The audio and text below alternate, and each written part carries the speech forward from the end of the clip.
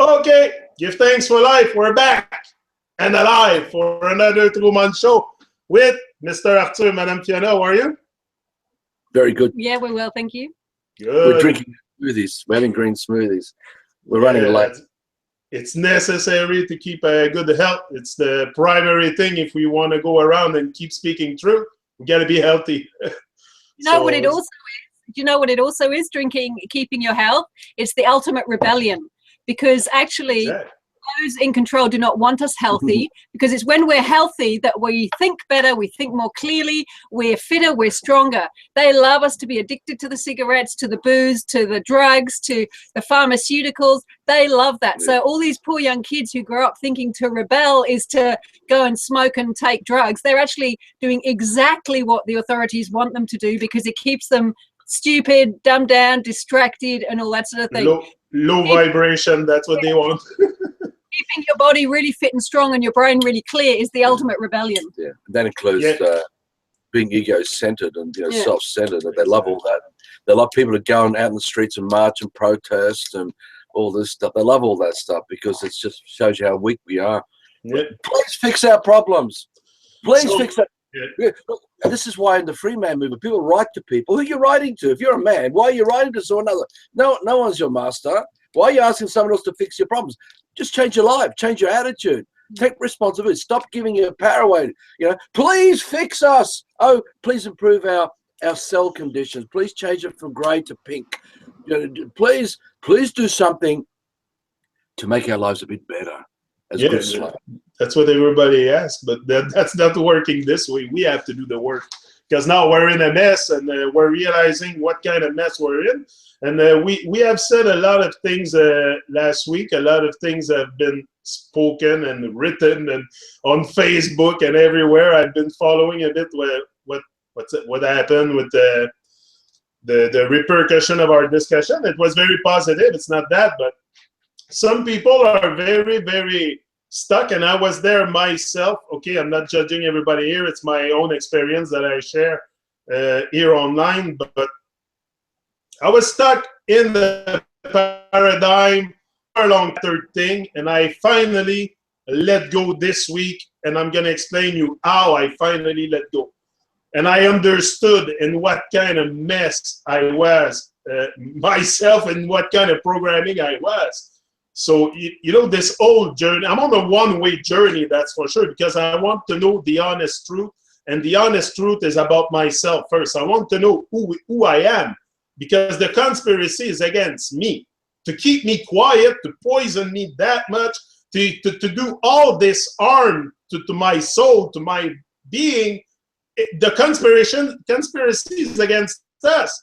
So to look outside of ourselves, like the flat earth and stuff like that, yes, it's okay to expose the lies, but we cannot lose ourselves into it, because at one point that's what's happening to certain people. And also, we've been intellectualizing everything we have seen. I've been doing that all my life. I think we intellectualize way too much stuff, and intellectualize things to be able to analyze the truth. Because if you intellectualize the things you're seeing, you're putting forms, color, and everything you've been taught. Because to know the truth, like you said, and I read a lot of your stuff, and I tried to make sense of it all week, making videos in French on my other channel, which I told you. And the sense that I made of it is that to know the truth, you have to go back in a baby state, and look at the world, a state of deep sleep, and look at the world. And then you will look at the sun, and you will not associate a disc or a ball or whatever. You will just be amazed at the sun. And that's why they say the people that are awakening or awake are in state of constant amazement. I know why now. I didn't know why before, but I know why now. Because you look at things and you don't intellectualize things. So right there, you're free. You're free of a lot of the program. Crib and Mama, get me out of here! Shaking the crib, shaking the cot. You know the baby. You know, spit the dummy out. I don't want the dummy. I'm a man already. Stop messing with my headspace. Exactly. But that's what's that. And I understood your whole thing also about the man, and to go back to the original dream, and that's, they want to kill the dream. They kill it pretty good. So far, not too many people are living their dreams or living the dream of life or contributing to the dream of life, because it's to contribute all together. And anyway, there's all kinds of stuff we can start to talk about, but the main thing, my message that I understood from your work is we should stop intellectualizing everything we see, because this is where we get lost. Because this is where the program takes place. The vocabulary, 1, 2, 3, ABC, all this goes in your head. And you interpret things with that after. So how do you want? Mentally, if you interpret things with ABC, 1, 2, 3, hello? You want to be free with that?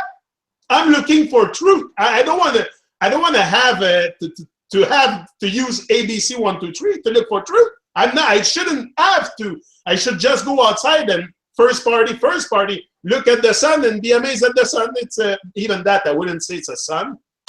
I would probably see it as a living entity, which I see it now. I look outside at this thing shining in the sky. Now all the words, now I'm being careful of the words I use to.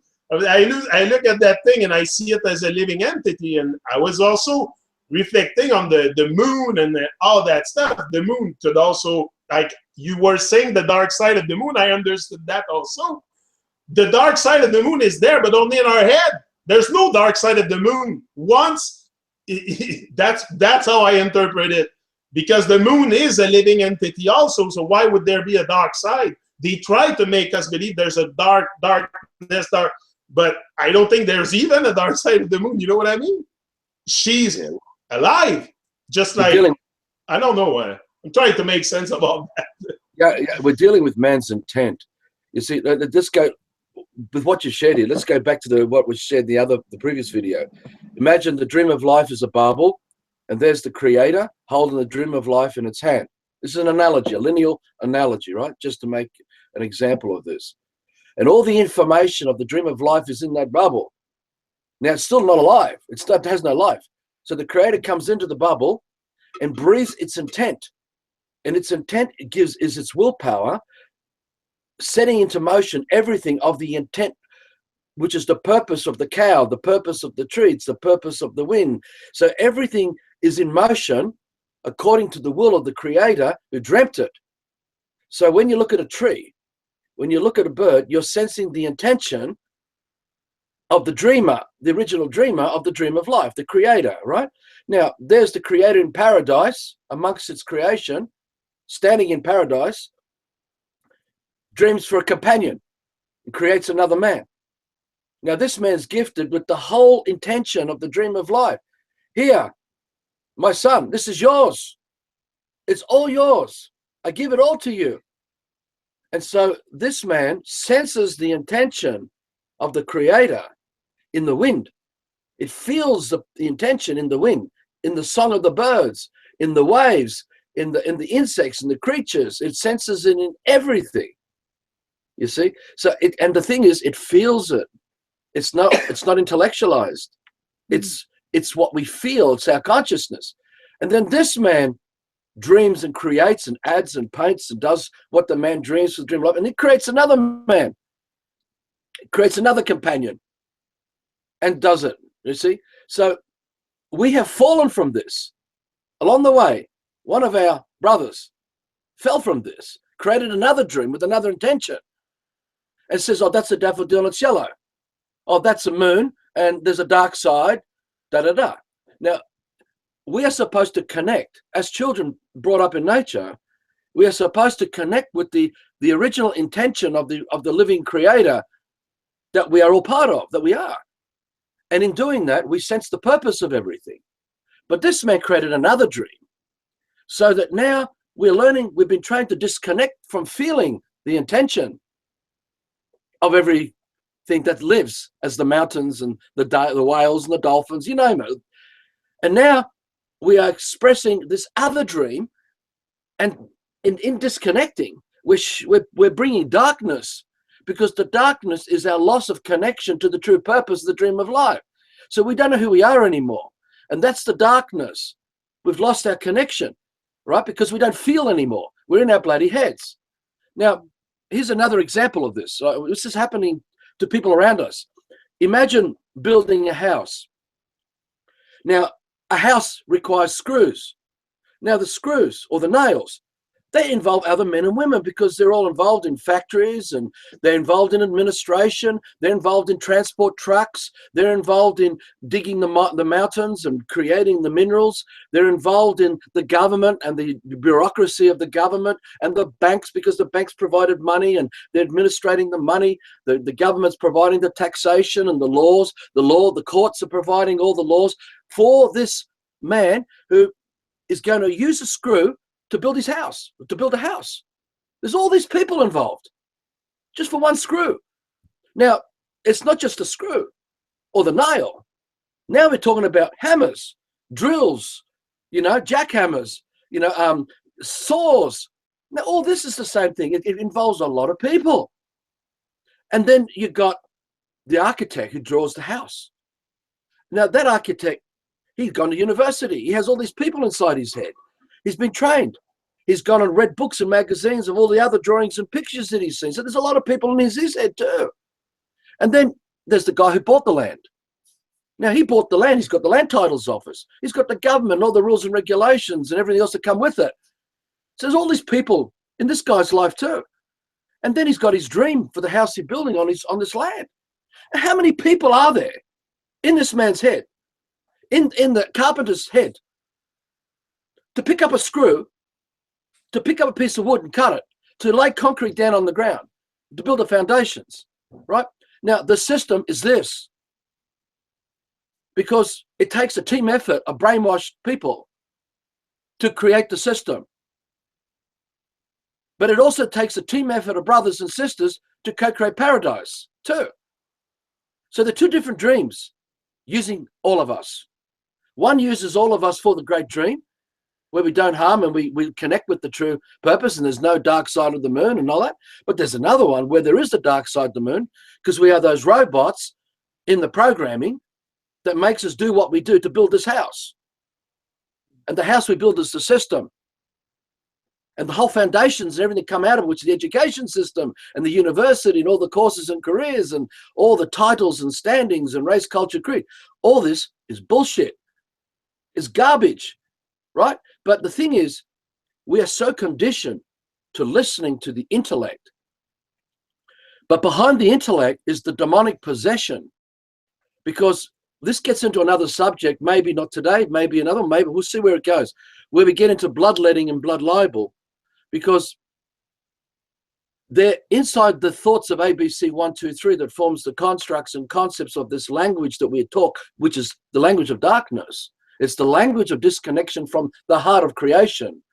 It's our fallen state where we've removed ourselves from reality and we're in fantasy. It's here that the intention of those to control us have kidnapped children, have kidnapped men and women and ritually tortured them. And they bring them to the point of death. And I won't go too far into this, but there are some pictures you can see in Darkness Visible Part 5. There's a link we'll put up in this video, Darkness Visible Part 5. And you see all these various photos that come from a long time ago. And you see in some of there's 4 men, one with looks like a straw implement that's piercing the heart of the victim. It's going into the heart. Another man is holding the victim down. Another man has got the choking implement around the man's neck. And then you have another man who's singing a song. And what they are collectively doing is capturing the trauma of their intention through the broken will of their victim. They have to break the will of the victim. So what they do, they take them to the inch of death. Then they release it to let them come back to consciousness. Then they start it again until they break the will. And so when that will is broken, that last breath, they capture it. They take the blood, they drip the blood out of them. And that blood is where they write the ABC 1, 2, where they form this dead language. And so this intention is used to educate our children with. We call it English. We call it other read and write alphabet languages. And here, this is why when you're taught about police officer, police car, and then you see this police car with the lights flashing, You're compelled emotionally. You're reacting, going, oh, authority, right? Or a piece of paper comes in the mail, which is a piece of paper saying you owe us $300 for the electricity. You're going, oh, now you are compelled to perform. You're reacting. You're a robot. Now, imagine building a robot with the purpose to do what you want it to do. You still can't do anything without giving it the software program to turn the robot on to get it to do all the things you want it to do. So you put the software program in, turn the robot on, and it starts doing everything. Well, these people who did the blood libel and bloodletting created a software program for man, which is the intellectualizing of our heads. And we set this into motion because it compels us to perform the functions, what makes us a slave, a drone, robot in the system.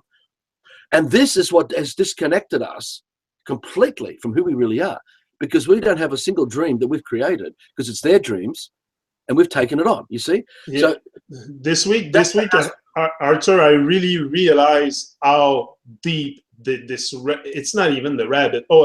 It's a satanic world. I realized how satanic it was this week, but I never thought that, because I did work on myself and I read and I made sense of it, and everything matched. It's a really satanic world. And there's also something I was asking myself the other day is, why?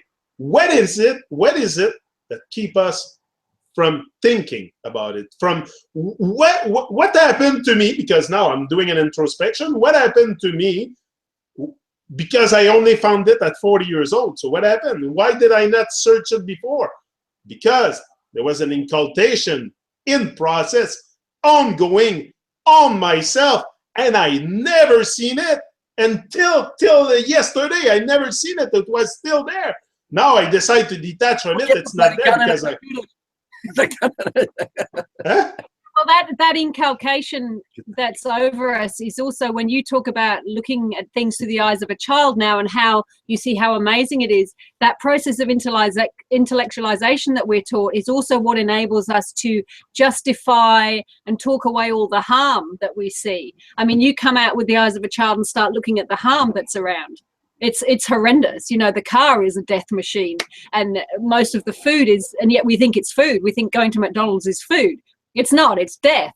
And that intellectualization is what enables us to justify destroying the mountains, chopping down the forests. And, oh yeah, we know that chopping down half the Amazon is going to destroy everything for, you know, the atmosphere and everything. But hey, we want the timber, or we want the fields to graze the cattle so everyone can eat their meat. You know, it's just that process keeps us removed from the harm, as well as keeping us removed from the sense of what we're really part of and how amazing it is. Exactly. Everything. That's why also when you came out and said that Eric Dubé Flat Earth was a psyop, I read the whole thing, and really, I'm sorry, but it kind of makes sense, because this is what they want you to do. They want you to be really in your head, and intellectualize everything. That's why when my friend Ivar always told me, he said, Yannick, it's not about the shape. There's no shape. Okay, why you tell me that, Ivar? You see, all this made sense for me this week because I met you. So everything makes sense. That's why everything that I've been told in the past by Ivar, by Jabba, I accumulate all this, and yeah, there's no shape, because the shape, it's only in your head. It's what, exactly. It's what you've been taught to. I'm not saying that it's wrong, but if you go back to your original state, you have no form in your head. You don't know what's a rectangle, or you don't know what's a circle. Or all these are stuff they put in your head to program your brain. And also, they're getting wholly involved in any enclosure like Flat Earth means you're spending time on that and researching and talking and discussing, and you're not actually doing something real to create a change in how you live and how everybody can live. Well, now, Eric Dubé is very clever. He's offering the manipulation of how you can learn to have freedom from the oppression in the system, but he doesn't offer the big picture. Eric Dubé and all the intelligence networks, they give you something very close to the truth, but they don't give you the big picture. They keep you lost in the measurements. We'll go into this later. I'd love to go into. I just want to go back just things that you were just talking about before. Yeah. The word intellectualize. Let's look at it. Intelligence, intellectual, intel. Intel is intel operatives. Then you got intellect, let them, intellect. Then you got eyes, lies, intellectualize, lies, as in television, the learning to visualize, right? These are phonetics and etymology. Just think of these words, right? I'm not saying this is correct, but I'm just giving you a sense of this. Intellectualize, but you got the U in there. Intellectualize, utilize. So what we're talking about here is taking the dream of another man, which is that man's intention, for you to live out of that dream. So that is the program you put in a robot that compels you to perform. So when we talk ABC, it is that we are compelled to perform the creation of the system through the English language.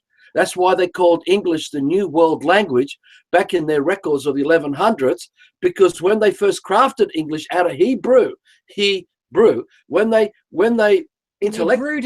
brewed it, they already planned. Now, the Norman conquest of Great Britain, of Britain, is the Canaanites. These Canaanites are these, the Magi, the Sandringham. These are the occultists of the times of Jesus. They weren't Jews. They were the fucking occultists. The occultists hated Jesus. The occultists hated Buddha. The occultists hated all the true men because they exposed all the occultic practices. They were revealing the deception of this stuff. This is what we're about. This is what many of it. We're no bloody leaders or messiahs or saviors. We're just waking up to this nonsense, this bullshit tactics that they use on us.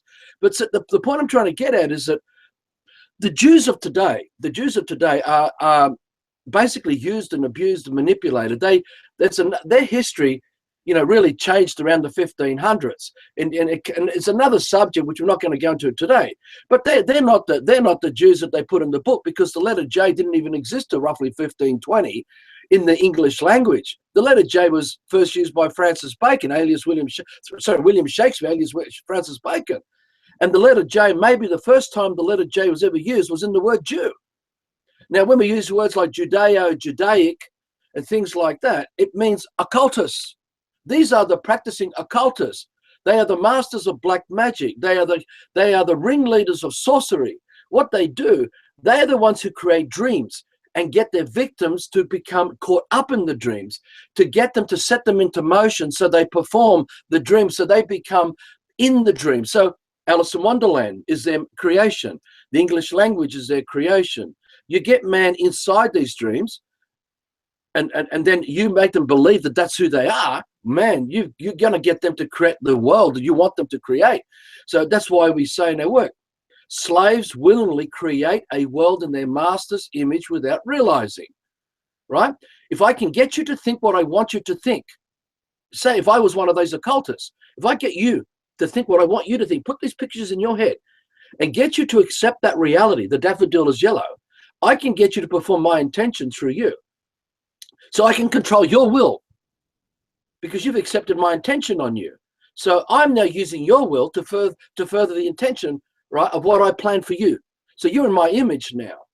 I've got you. You're my robot. And all these intelligence, they are the shepherds. They're the fishermen that capture the fish. When we read the old Bibles and you talk about their nets and catching fish, this is what it is. This is how they do it. They're Pied Pipers.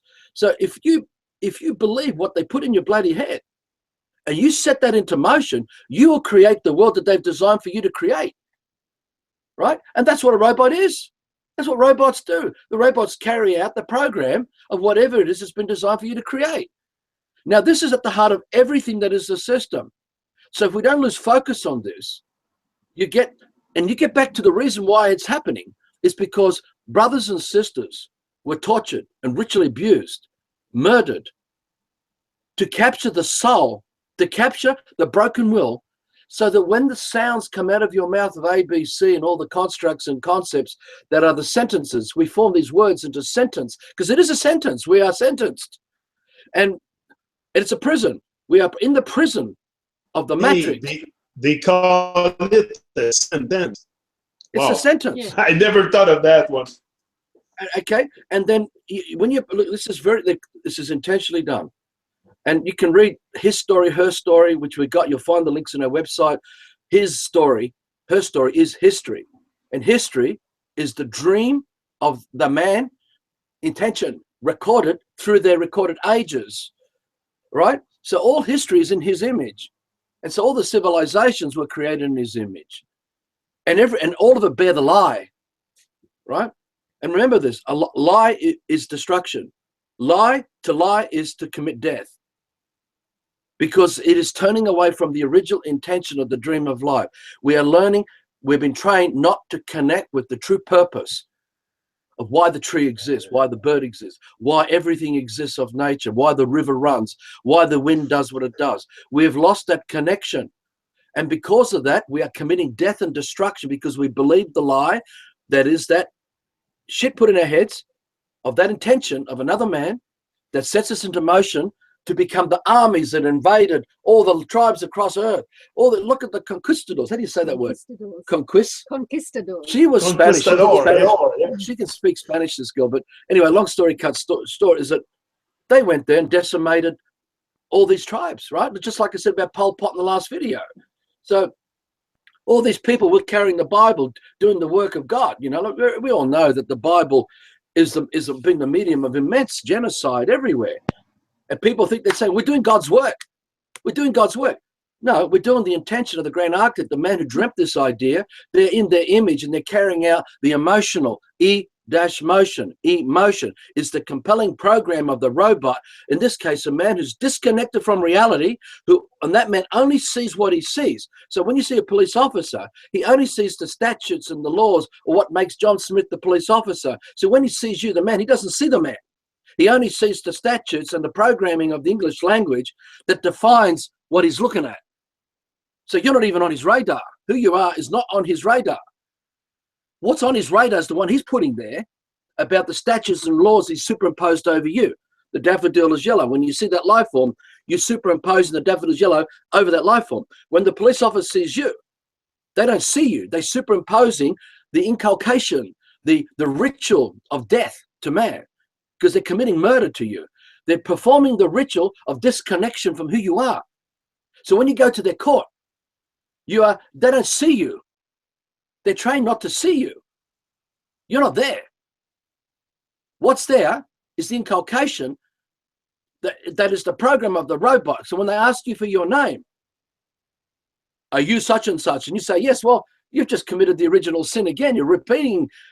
And so all their world and all their laws and statutes, everything comes upon you because you've accepted it. You've accepted their world, their law, everything that comes with it, right? So the lie is death, is destruction to the dream of life, the living dream, because we've lost our ability to feel and sense. Now, remember this, something else. Again, don't believe what I'm saying. Use scrutiny. Every man that was created as an original man is in the wind right now. It's in the trees. It's in everything, because everything we're experiencing of reality was created by all our ancestors who were the embodiment of the living dream. They lived the living dream. They didn't intellectualize anything.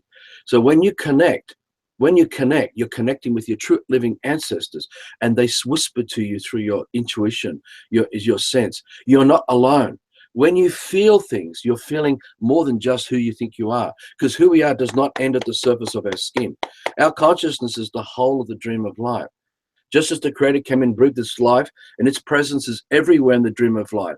There's nowhere the presence of the Creator is not in the dream of life. So the intention of everything, through what we sense, through what we feel, is every man who was that, who lived that. And that presence is still present to us now. It's in present sense. It's in eternal present sense. We have been trained to disconnect from this, so we can't feel. So there could be tens of thousands, using lineal analogies again, there could be tens of thousands or millions of brothers and sisters of real man whispering to us as a team effort right now, all the time. But we have lost that connection. We don't listen anymore. We're not calm enough to feel it. Our heads are so spinning with all the ghetto blaster white noise between the ears of this satanic inculcation programs that they put us, because we have to recall, memorize. So we got to remember ABC to talk this English satanic language. That's already shutting us down, because we're not able to sense while we're talking this language. Well, we can, but we're going to have to learn how to overcome it. So You know what I said? What I said also is the other day I was thinking and talking about the language and why they put that in our. And I was like, okay, very often all the animals, they don't have language to communicate in between each other. They just often make sounds or they look at each other. And I can often do that with another human being. I can just look at them and we understand each other. So why do we need that? Oh, what would have happened if we didn't came under this spell with that language? Do you think we would have been like just communicating by normal or original ways? Like what's the original ways of communicating? Well, we've forgotten, but the thing with language. Good question, Good question. It is so inefficient, you know, our language. Look how many misunderstandings there are between people and miscommunication because the language is getting in the way of the sense of things. So people take offense at something that wasn't meant to be offensive, and so they're not feeling the intention of what's coming at them, and it's usually all their stuff, all their projection that makes them take offense. And you know, when you look at the animals, we've got 2 dogs, and I've seen them many times. They come together, a couple of sniffs, and they have gathered all the information they need from each other about one's been there, and it's just, and they don't. We have to sit there and explain for a few paragraphs to be able to get something as basic as that across that they can do in a few seconds, like 2 seconds, literally. So yeah, absolutely. I think we would have been, whether we had sound or song or what, but we would just look at each other and we've just sucked in all that information. It's like, you know, when sometimes you really, it's when you feel something, it's like an intense upload of information in a fraction of a second compared to when you have to think about something and read it and to take it in. When you work with that sense, you know, and you suddenly get a feeling of you've comprehended everything.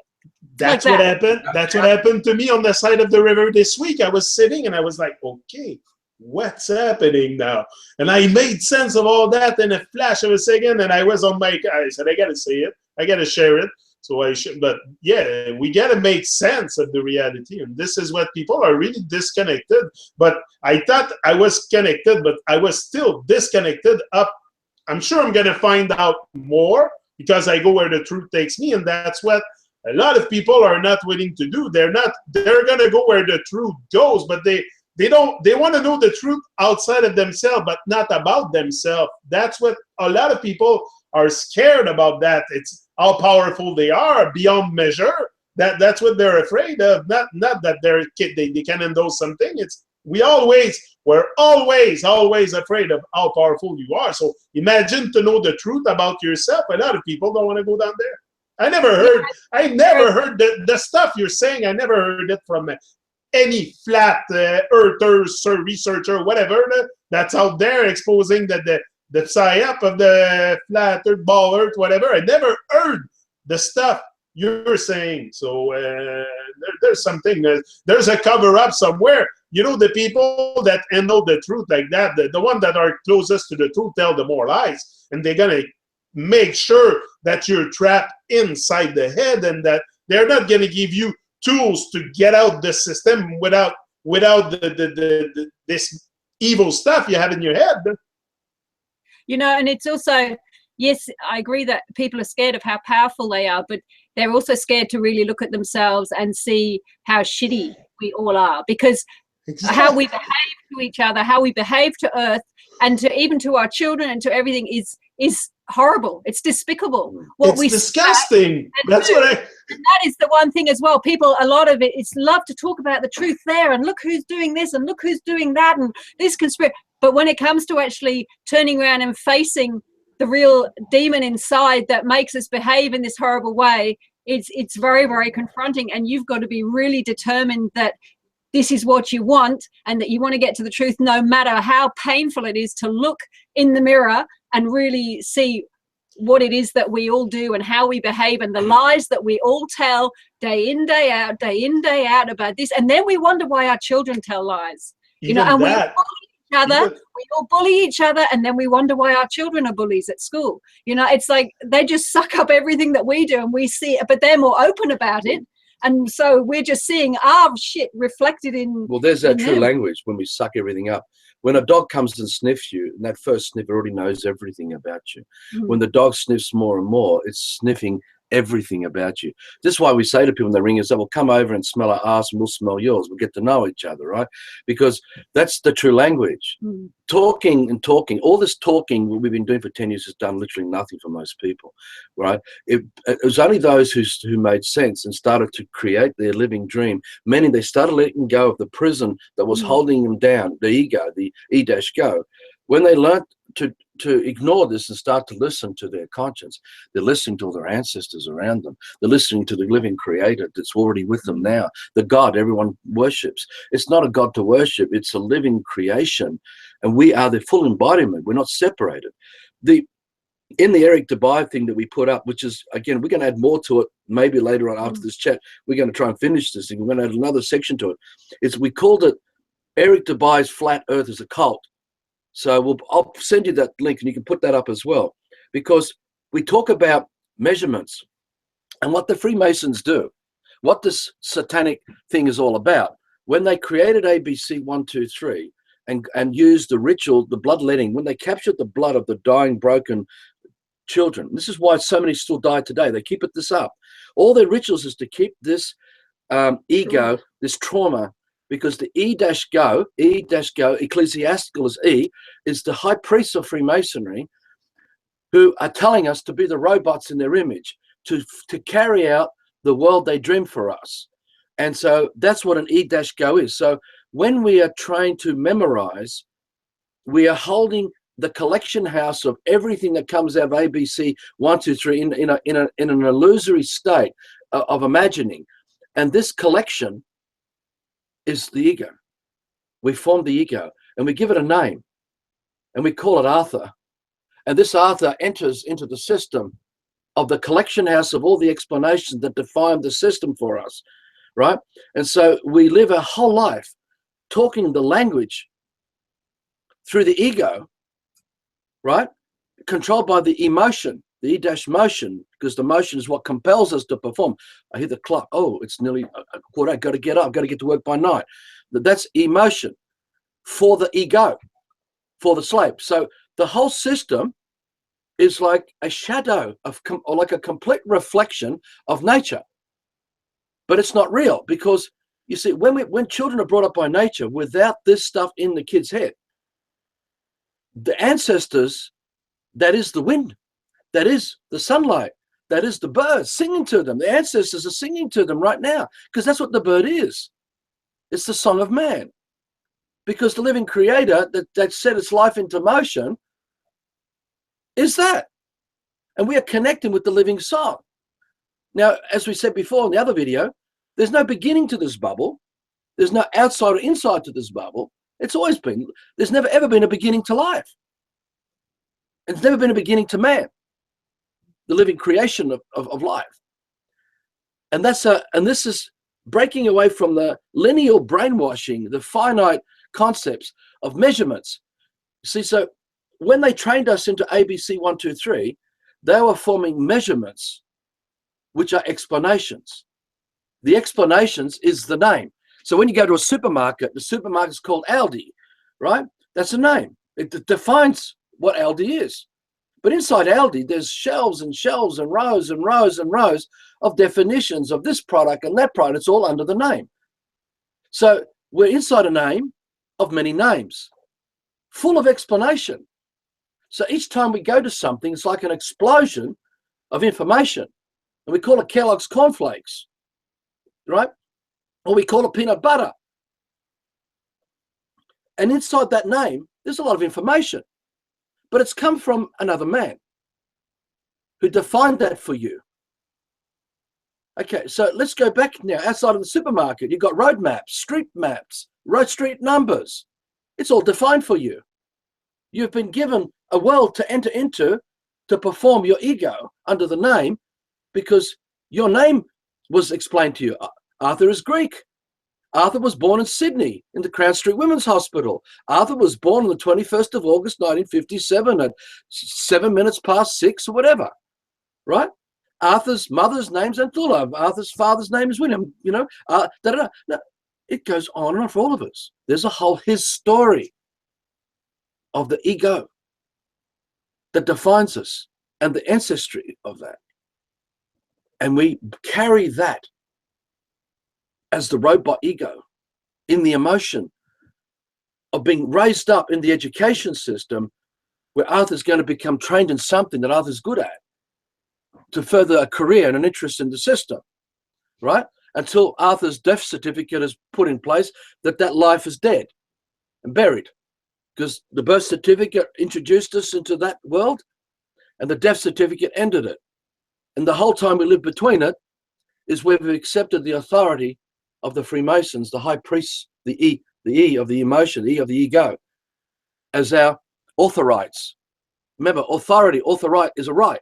A rite is a ritual. It's a satanic inculcation program. We carry out these rites. That's why it's right, R-I-G-H-T. That's why it's right, W-R-I-T-E. That's why it's right. As in, what's the other one, the third one? There's three of them. R-I-T-E. R-I-T-E, yeah. The third one is the R-I-T-E, the right. So there are these factors is what defines the illusion of the matrix, which is the collection house of everything we have rememorized, that we're memorizing, that defines who we are. So we carry with us the his story, and that whole his story of all that collective information of nonsense, because it's nonsense, you can't censor it, is our ego. And it's a phantom, it's an apparition, it's a demon.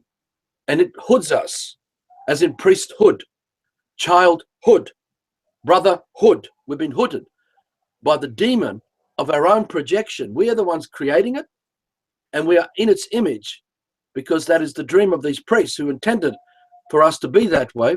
And that's why they educated us. So when I talked about in the last video, the unidentified floating objects, which is these ships coming from the 11, 12, 13, 14, 1500s of their recorded ages, across the waters to these lands where man had never seen these ships before. And they're going, whoa, what are these UFOs, you know? And then these weird hats come off with weird things, and they get canoes and they're rowing over on their rowboats, and one comes out and starts talking Hebrew to the man on the land. He says, "Good day, I'm Admiral Bligh. I'm from Great Britain. Our Queen is Queen Victoria or something, and I represent the British Empire, and we offer you the Westminster system of government. And we've come to conduct a census amongst your people to see whether we can introduce Medicare and introduce banking and all this stuff, right?" Now, I know this didn't happen that way, but I'm just giving you the stupidity of the gobbledygook, because this language is unfamiliar to the man on the land, because it doesn't come from the trees. The trees did not teach this language to the man. The song of the wind, the song of everything created, did not teach man this, right? So it goes right over the head of all the tribes of man on the land. It's gobbledygook, Martian talk, alien. That's why we have this alien movies today, and science fictions and Star Wars and all this stuff going. It's the same shit. Exactly the same psyop programs used by these idiots to try to make us think that, that there's something much more to us than what we're part of. So bring it all back to measurement. Just to bring one point, Archer, I'm going to say it properly, Archer. My wife gave me shit all week for calling you Archer. Your intention to recognize this man is what matters, not the bloody sound comes out of your mouth. It's the intention, my intention. So, but also I was sitting near the river and I'm like, okay, what the heck is going on? Why do we have this illusion? Also, Jabba always told me it's black magic out there, YouTube and all that. And, to keep the illusion, you need magician. You need magician. And I was thinking of the judge being a magistrat en français, magistrat, which is a magician, but they're all magicians, all the one with coats, eh? They perform the black magic too, in that satanic inculcation. It's crazy. It's crazy. No one see it. It's really they're all the crazy. ones who hated the great man long ago. They're now called Jesus. They twisted the story. The letter S and Z interchangeable. Zeus means one world government. The Greek gods of the system is the system itself.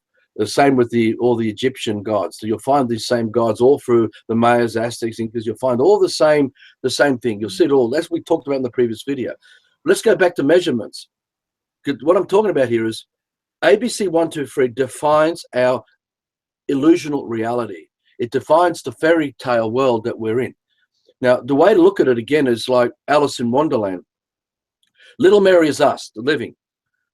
And Mum opens up the book and we sit on Mum's lap and we're innocent, we're listening to Mum, and Mum starts reading Alice in Wonderland to us. And through the practice, because practice is a cult, right? And we perfect this craft because Mum's innocently practicing black magic on us. So we're looking at pictures, defining the fantasy world. And so our imagining is evoked to such an extent that after practicing a few times, we go to the bedroom where already there's so much magical stuff in the bedroom because we've got toys, towels, robots, and clothing. And so we dress ourselves up as Alice and we start to turn the bedroom into Wonderland. And we start to act out the story, or we do it to the house itself. We can move the furniture around and set up all the props of the stage, and we enter the stage as Alice to perform the ritual of that inculcation, right? The whole time we're in the fantasy. Now, this is exactly where we are in the English language with the name we use that has all the interests that are going in your head. Is this Alice in Wonderland that you perform, that we all perform in the system through the language of Wonderland? So here's how it works. Little Mary is present with the presence of life. We can sense Little Mary. We can touch, taste, feel, smell. Here's Little Mary. Right? Little Mary is present. The reality of Little Mary doesn't need any explanation for me to sense Little Mary. I can go and see Little Mary time I want to. And her creation, who she is there before my senses, before my eyes. Right. But all the time Little Mary performs as Alice is a lie. If Fiona was Little Mary and she says to me, Alice is real, Fiona's committing fraud. She's lying to me. Because she can't bring forward Alice in first party. So I can hear this directly from Alice and not from Fiona acting as an expert commentator, as a third party representative, right? Because Alice is not present with the presence of life.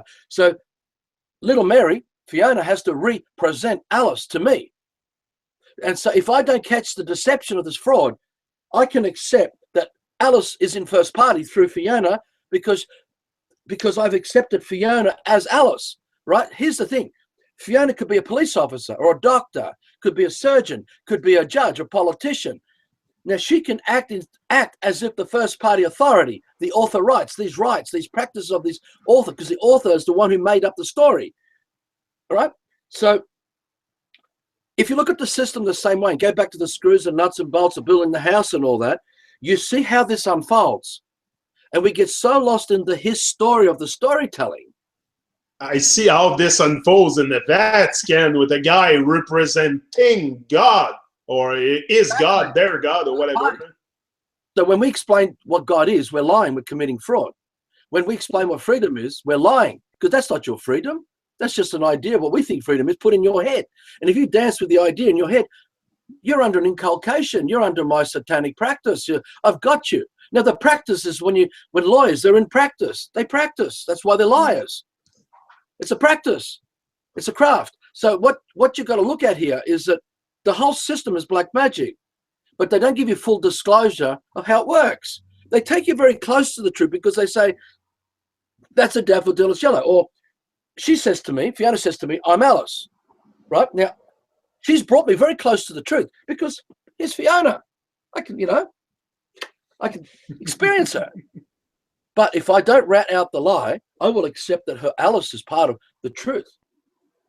Yeah. And that will destroy me. You see, so if I go to the life form and don't rat out the bullshit, the nonsense of the daffodil is yellow, I will accept the lie of the matrix superimposed over the life form because I'm the one projecting it, because I'm under the hood of the priesthood. I'm under their image power, their intention to dictate me, to control me, where my will has been broken to be used as my free will. I think it's my free will, but my will's been broken because I'm accepting another man's intention to control my purpose, my life. And that's why they gave me a birth certificate, why they gave me a name, why they defined, my status in life, and and what I can do with this life. They determined, or they predetermined, the prophecy of all of this. So my life was already a prophecy in fulfillment through the whole time that I performed in the ritual. It's very important to hijack the children young, like you were saying. Very, very young, because that's the way you get them. That's why they conquered all the tribes, getting back to the Pol Pot. They decimate everybody, bring the trauma in, and then bring all the good guys off the back, so who come to correct the damage of the bad guys, but leave them with an explained reality. So all the Cambodians now brought up in Cambodia are in the education of the explanation that defines what a Cambodian is and defines the land that the man is on. And from that, the illusion of the matrix unfolds. Now, this is what they did when these ships came to all the lands. They put everyone through this kind of ritual, right? And then they recorded in their history books to maintain the power of their world. See, you go to a judge now on this land, they've only been here in terms of their records only a couple hundred years, but they act as if they are the power that's been here forever. They think that their power is eternal. It's a fucking bunch of wankers, a bunch of fucking idiots, these people. They're fucking nothing. They've hardly been here. A scratch, they are like a tiny white ant to Mount Everest. This tiny little nothing. And this is why I'm saying to you, they lie, because it is destruction. If you put your finger and your thumb together, just get a bit of light through it. That's the progress of civilization. That's as far as they can take everything that they do in the matrix, because they have no options. Their lie is so limited. Where when you're working from your consciousness, it's beyond, it's unlimited in capacity. So going back to measurement. That's why it's important to murder your soul before you realize that. They don't want people like me to do what I'm doing, start thinking. They don't want us to think. Exactly. We by them performing the ritual when they do these satanic rituals, and they put that straw into the heart, and they put this Egyptian implement around the neck, and they choke them, and they take them to their death. It is the broken will, where one man's will or four men's will is dominating the will of the child or the man, or whether it's a backpacker that was kidnapped, or whether it was a horse or a goat or animal. That's why so many people go missing, because they've got to keep using the breath of the fallen to continue putting it out. Because remember, we are the original man that dreamt the dream of life, breathed its life into the dream of life, into that lineal analogy. Its breath, its first breath, is present everywhere. And then another breath is added to that, and then another breath, and another breath, and another breath. And then that creator created a companion, and that is now breathing in the life of the other creator, the other man, and then adding to it with its breath out, breathing in, breathing out. So we're adding more water, we're creating more water, and inside the water of our breath is the intention. It holds everything we're dreaming in our breath. And that's why we can sense each other. That's why animals can sense each other. That's why everything of nature can sense, because everything is water. And the water is our true consciousness, because it's the life of the creator that holds the intention, the purpose, the dream of life. And that's why we see DNA in the water, because even the rock is water, because the DNA is the thoughts, the dreams of the purpose of the life form held in present sense. And so it's sustained in life, in creation. Right? And that's what DNA is. And that's because everything has a purpose, has an intention. So when you create a child, if you dream for your child from paradise without this nonsense, and you dream a beautiful child, that child contains all the information of the parents' intention for the dream for the child. So the DNA is encoded in the child based on everything that the parents dreamt. Now, you could be brought up by mountains and rivers and valleys. You could have sat and contemplated for whatever, looking at birds and singing until the inspiration. You dream for a partner, and then you meet your partner, and together you're dreaming and dreaming, and you're creating this magnificent bubble where you're putting all the information for the dream of the child, and then you set into motion by coming together to explode the sperm and the egg and the breath into the bubble that forms the life of the child. Now, that is the DNA. Because the DNA, it contains the intention, the purpose of that life. So when we're looking at the original DNA, pre-Monsanto, pre all these arseholes who are trying to manipulate everything into their image, everything has a purpose, right? And you feel it, you sense it, you don't think it. that way. You feel it. So when you feel it, breathe in. So when you breathe in, you can then express your creativity as your dream, and you're adding it to your dream, right? What they've done, they kill the soul, break the will, break it in. So we take in the trauma through the language they trained us to talk, and now we are breathing out the trauma through the language we talk of ABC 1, 2, 3 that contains the trauma of that child that was ritually brutalized and murdered. And every sound coming out of your mouth is that. And every so my life is cursed. Exactly. My life is cursed. And that's why when you see the symbol of a man on the cross, a tortured man on the cross, you know, they call him Jesus, and he died for our sins. This is a fucking lie. Because the creator of unconditional love would not create ritual slaughter to a man when the man is the creator itself. So the Satanists have used man to destroy man and to worship this cross. The crucifixion of the man who died for our sins. He died to keep us in our sins, not to bloody break away from the sins, because the Christian faith is a cult. It's a satanic ritual. And all the Christians who are saved are still slaves in the system, waiting to join their Jesus in the afterlife, right? So what we're getting at is it's self-fulfilling prophecies. And the creator, let's go back again to the original man in this bubble. The original man is unconditional love because it carries all the virtues of love, all the virtues that makes up unconditional love. There's many virtues, you know, charity, benevolence, do no harm, kindness, support, confrontation, because you're ratting out the lie, you're confronting the lie. There's so many, compassion, there's so many of them. And they are all the natural attributes that makes a man what a man is in the dream of life. So if you can grasp that, when we create our children, if they're in this image of the unconditional love that we create, then you also can realize that the creator of unconditional love that created man, because man is the creator, why would the creator create something less than the creator? Why would the creator define man to be much more limited than the creator? Now, where's the unconditional love in that? Meaning, why would the creator create a deformed man? A man that relied on prosthetics being like walking sticks when you got broken legs or any technical to help man be what a man. Meaning, why would the creator create a man to be less than a man? So it's always dependent on the creator. So the man's always a weakling, needing the man to prop the man up. You follow what I'm saying? It's like a puppet to a string. Why would the creator create us to be a puppet on the string to the creator? If we got true freedom, the creator of unconditional love would not tie us to the creator and put us under the image of the creator. The creator gave us the freedom to express the uniqueness and originality of our true soul that the creator gave us for the dream of life and expand that. Now, but you know, I think it starts right at birth, the rituals, even with cutting the umbilical cord when the placenta is still beating and all that, is to really cut the link.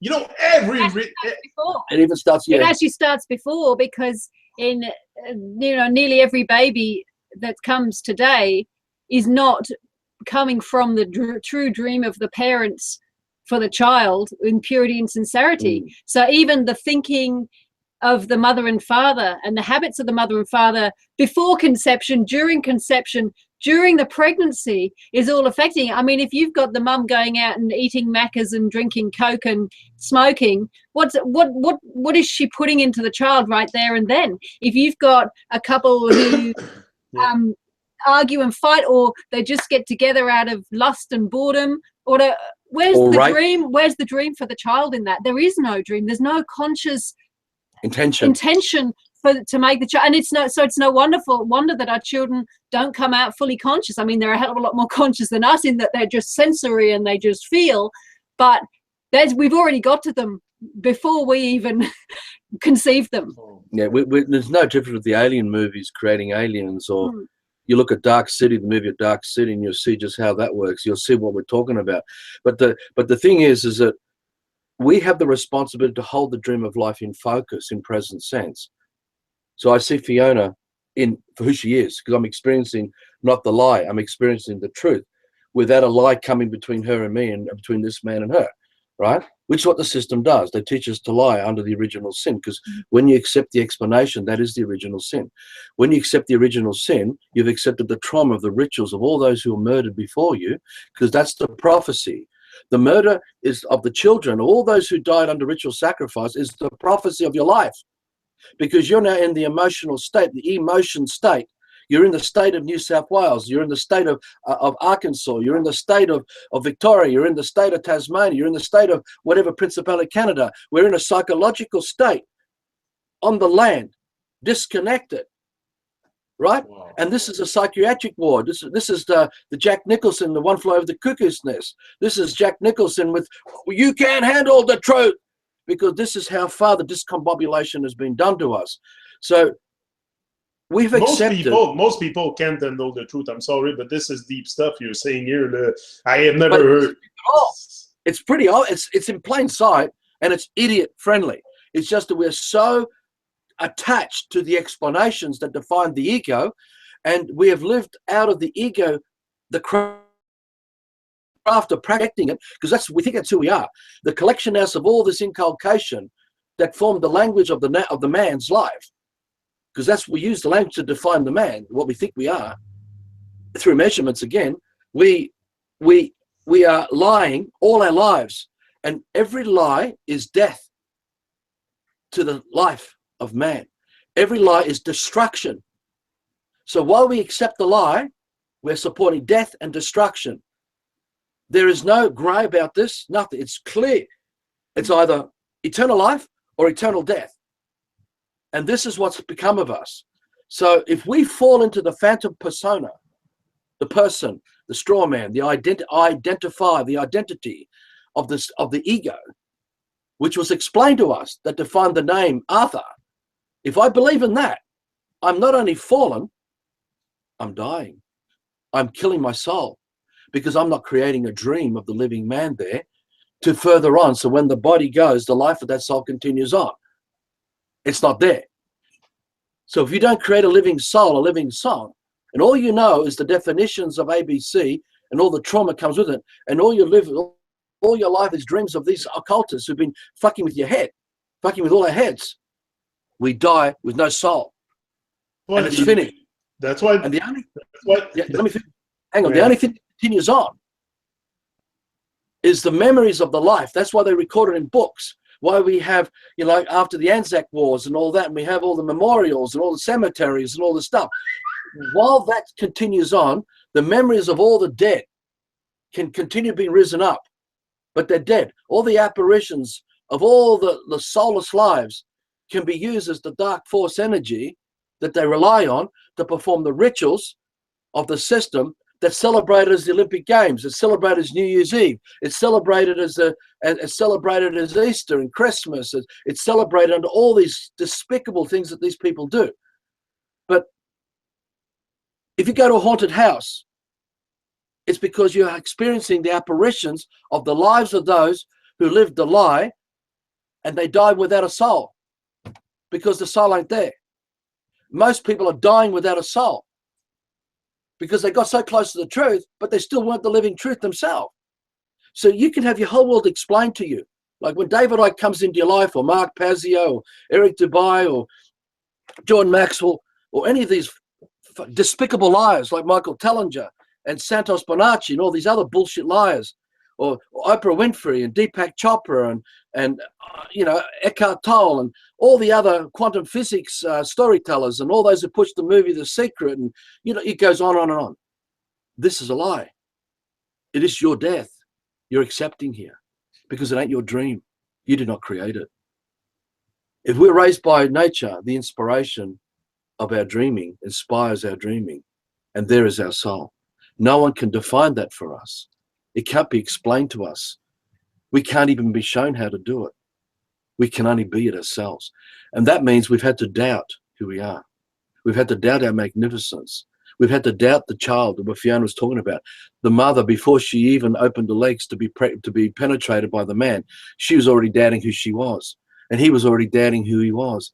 They were creating a lie in their intercourse, because the sex they were having had nothing to do with the dream for creating a child, which is the only reason why we should be doing it. Because that's what we do. We're creation. We're creators. So that soul, that life that pops out in a world, in a system, in a suburban house with, you know, with all the electricity and gas and all the contracts that the parents are living in, and the education, the school and the preschool and the laws and the vaccinations and the chlorinated water and all this stuff, right? That man, that child, still has the opportunity to create a soul if it can remember to do it, if it knows who it is and can do it. Sadly, they are part of the robot race of slaves manufactured by the occultists to create a world of slaves. And every civilization is this. Every single civilization ever existed is this scam, is this lie. So what we're doing is breaking away from the measurements that defined us. So let's go back again, because I want to go into the measurements a bit more here, which we talk about in the Eric Dubai's Flat Earth is a cult, right? No, it's interesting things you wrote. I read it. Yeah, so if you get, okay, so let's, for the listeners, is that Flat Earth is an example. Now, you can get caught up in the measurements of the Flat Earth because Eric Dubai is relying on the English language of definition, which is lineal. It's a lineal construct. It's not non-lineal.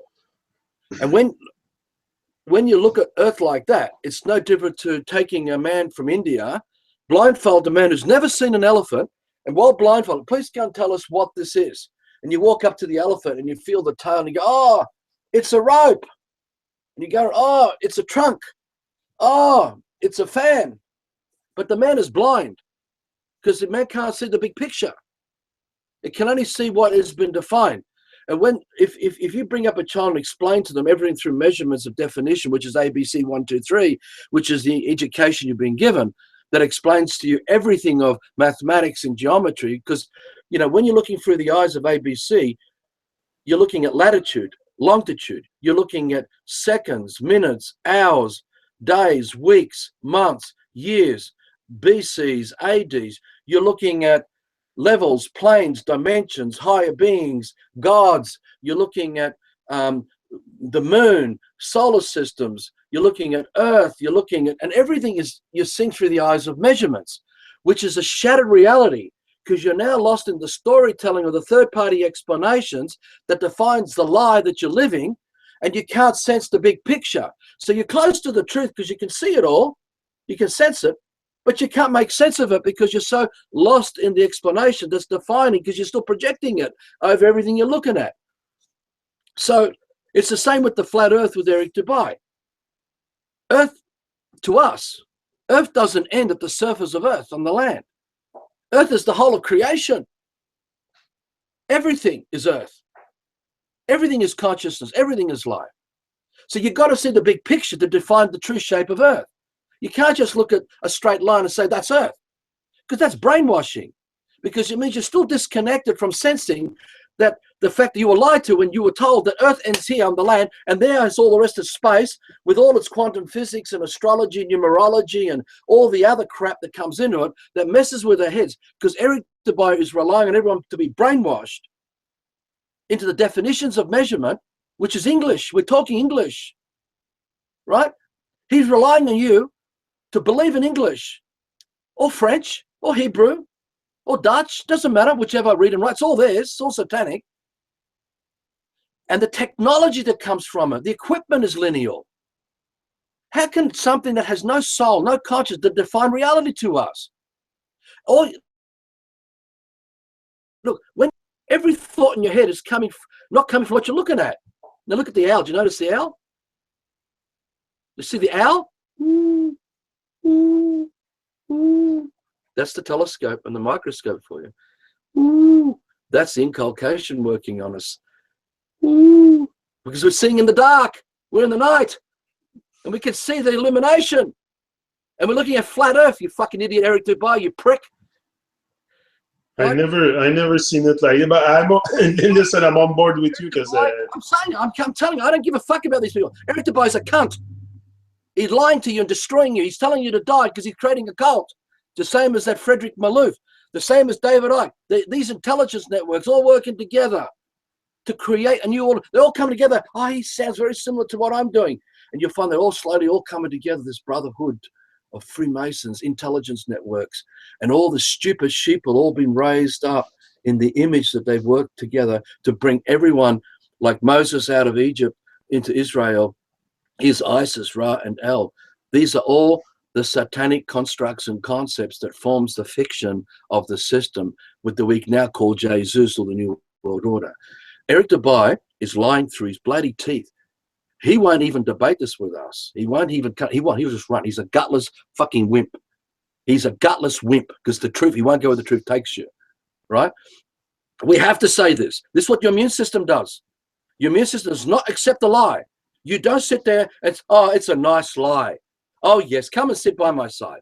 It's like your immune system gets visited where someone's knocking on your door. It's a cancer and it's lethal. And it says, hi, your immune system, would you please let me come in and share a part of your body with you? I mean, all is one. I mean, let's all be fair about this, right? We all have a right to exist, each to our own. Each to our own, right? And the immune system says, oh, yeah, come in, man. I'll let you take this left leg. Have that one. I'll have the rest. Right? Now, you know that's a lie. Now, when you wake up, you don't sit down and accept fucking anything. You push it all back in their face and you tell them exactly how it is. Because the horror of the lie needs to be seen as the fucking horror of the lie. That's why they're cunts. That's why they're fucking assholes. Because they're destroying you. Because they're destroyed themselves. They don't love you. They don't respect you. They see you as shit and scum. They lie when they think that you are their brother. They come so close to you and they put your arms around you and say, we're one of you. But if you don't rat out them, they will fucking destroy you. Because you've got to remember, our ancestors were in paradise before the fall. How did they fall? How the hell did our ancestors in this magnificence get deceived into falling and keep it this way ever since we fell? The cunning of this is so cunning. The brilliance of it's so clever. That if you don't wake up, if you don't see this, you'll keep accepting the lie and keep setting the lie into motion to give it power. And these people will be the smiling politicians kissing babies, are the manufacturers of putting the poison in the lolly that you eat. They'll lie to you about the chlorine in the water that you drink, right? Because go back to the screw and the nail that forms the system of the building of the house of your life in the system, right? It's all compromised by lies. To destroy you, because they are destroyed themselves. They only offer you death. Eric Dubai only offers you death. David Icke only offers you death. That's all he's offering you. Death. Because he's compromised by the lie. Now, these are gutless wimps, right? They're gutless wimps. Now, the passion, when you wake up, you get passionate like this man. You don't have to be like me. You don't have to swear like this man swears. You don't need to. I do it because that's the way it is for me. I just think they're real cunts, these people. They are, because it's despicable, because I've got children. But especially he doesn't want to show up, like he doesn't want to debate or anything. So they don't want it. None of them will. They just run away. They're just pathetic wimps. I invited him on my show. He's be alone with me. He doesn't want to come. All Freemasons are wimps. They're gutless wimps. The lot of them. They're gutless wimps. They're relying on slaves to do their dirty work. They're relying on robots. Now, going back to this flat earth thing, you get so lost in the definitions of measurement that defines Sagittarius, Aquarius, that defines the astrology and all the galaxies and universes. All of this is make-believe because we are projecting it. So the ritual of the broken, murdered, tortured child that was tortured with that straw in their soul to capture the last blood of their broken will, to capture the last breath as they capture in their ceramic jars and use it to perform these despicable rituals that goes into man's breath. Because when you release it into man's breath, it penetrates the whole of creation like that. There's nowhere where that intention is not. So everyone becomes susceptible. So how we are here affects someone in England right now. How we are here is going to affect someone in America right now. How we are all over the world affects all of us. We're all at the effect of each other because we're in the prophecy, fulfilling the lie of the dreamer, the grand architect who dreamt this shit. So what we're talking about here now is that the lie is defined, is a definition. So we are told about the bird. Oh, it's a sparrow and it's brown and it does this and this and that and it's part of this. So when we see the sparrow and it's sitting on a branch, we can't see the bigger picture of what the true purpose of the sparrow is, and the true purpose of the relation the tree has with the sparrow. And the things that are inside the feathers of the sparrow, there could be other creatures in there doing what it's doing naturally. And then we don't know what the poo's doing, the sparrow. Why did you drop the poo right there and then where you did it? And it goes down, and a whole lot of other creatures start doing things with it right there and then.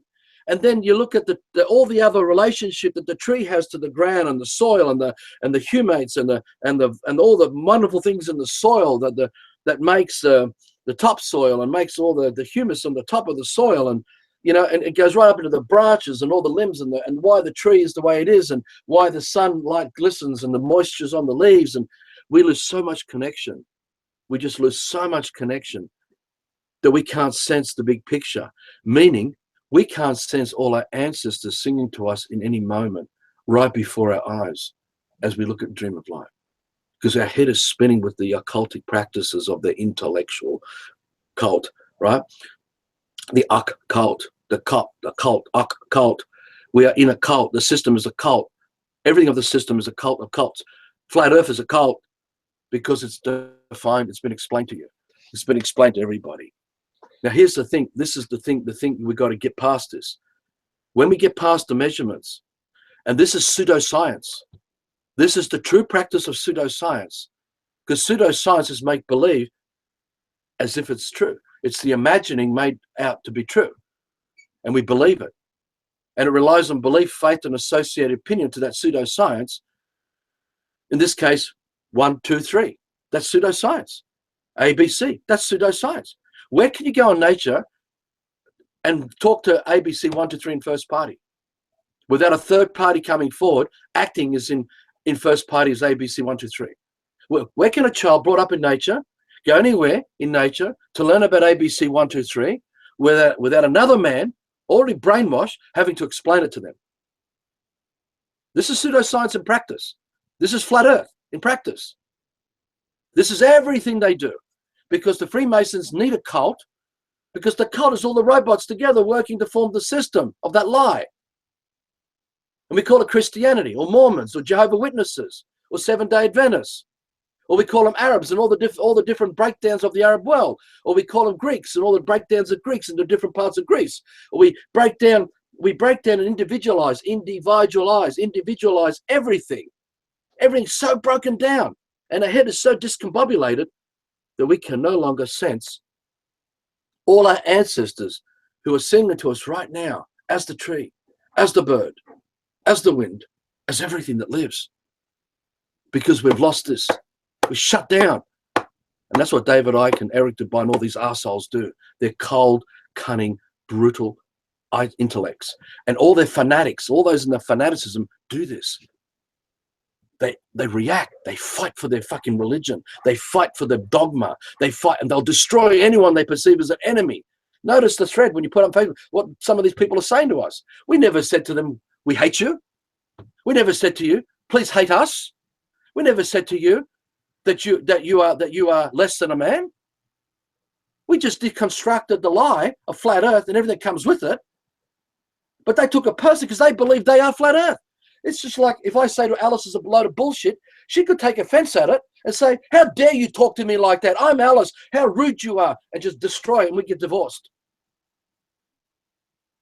Because she believes in the lie. That's fanaticism. That's what Christians do. They're fanatics. That's what people do in science. They're fanatics. It's a legion. Legion. Legion is a cult. It's an army of man against man. It's a war dance. It's a war dance. That's what Eric Dubay, what the Freemasons are relying on here, to create cults out of man. We're not supposed to be under anyone's image. We're supposed to be a unique, original man. We don't need a cult. We don't need an order or a society. We don't need education. We don't need fucking none of this shit. We're still alive. We're still breathing. Why do we doubt our magnificence? Why do we doubt all our ancestors before us who lived the truth and been the truth and gave us this inheritance, the legacy of their real lives? They gave it to us. And we're breathing their air. We're drinking their water of their life. And so the Catholics, they go to the priests. Let's have the Holy Communion. Eat the white lie. Be destroyed more. Like my mother, you must be baptized. We're going to baptize you. Under which priest? Under whose authority? Whose rights? Whose God? Because I confronted my mother's priest about this, right? Because my mother said to me, I'm going to hell. And I said, okay, fine. Well, let's talk to your priest about this. So we did. We had a chat to the priest. I said, can you pray for this God that you're representing? I don't want to hear it from you. I want to hear from God directly. Otherwise, you're lying to me. He got that. Right? He got it. And I said to him, so you want me to commit the original sin by being under you now, under your author rights? Because the author rights is the practice of the cult. Right? That's why fanaticism does what it does, as the conquistadors went to Central America and murdered all the tribes, because they didn't see all the live tribes. They just saw they had to convert them all into their image. Right? So the Freemasons don't see you. They don't see me. They don't see all the children of man. They see what they're going to make them be, what they want from them, because they want them to be their slaves, to be their robotic union, you know, as in communism, the union, the union of Catholics, the union of the Protestants, the unions of the Church of England, the union of, you know, the Crown and that's why they want us to come together. It's easier to control us. We come together through the lie. We don't actually co-create. You see, we're already out together. But I was always saying that. I was always promoting that together as one, until I realized this week, why do we have to come together? Why we would even have to think coming together if we are all able to manage, if we all have the Creator's consciousness. I can take care of my parcel of land. The guy that's conscious next door can take to his hill, and we can create community and have an immunity together. Like, if I can think of it, come on. Why do we doubt each other? Because when we doubt each other, we allow these satanic rituals to unfold before our eyes, because that is the program in our head. We've been trained to doubt our magnificence, and we've defaulted into the ego to perform the emotion of that ego, and that is the fanaticism in practice. That is the religion that we are bonded to, that defines us as flat earthers, or as conspiracy theories, or evolutionists, or Big Bang theorists, or atheists, or Christians, or Muslims, or Buddhists. It doesn't matter. It's the same ritual. It's a satanic ritual. They've taken us close to the truth, but we are not the truth. We're not living it.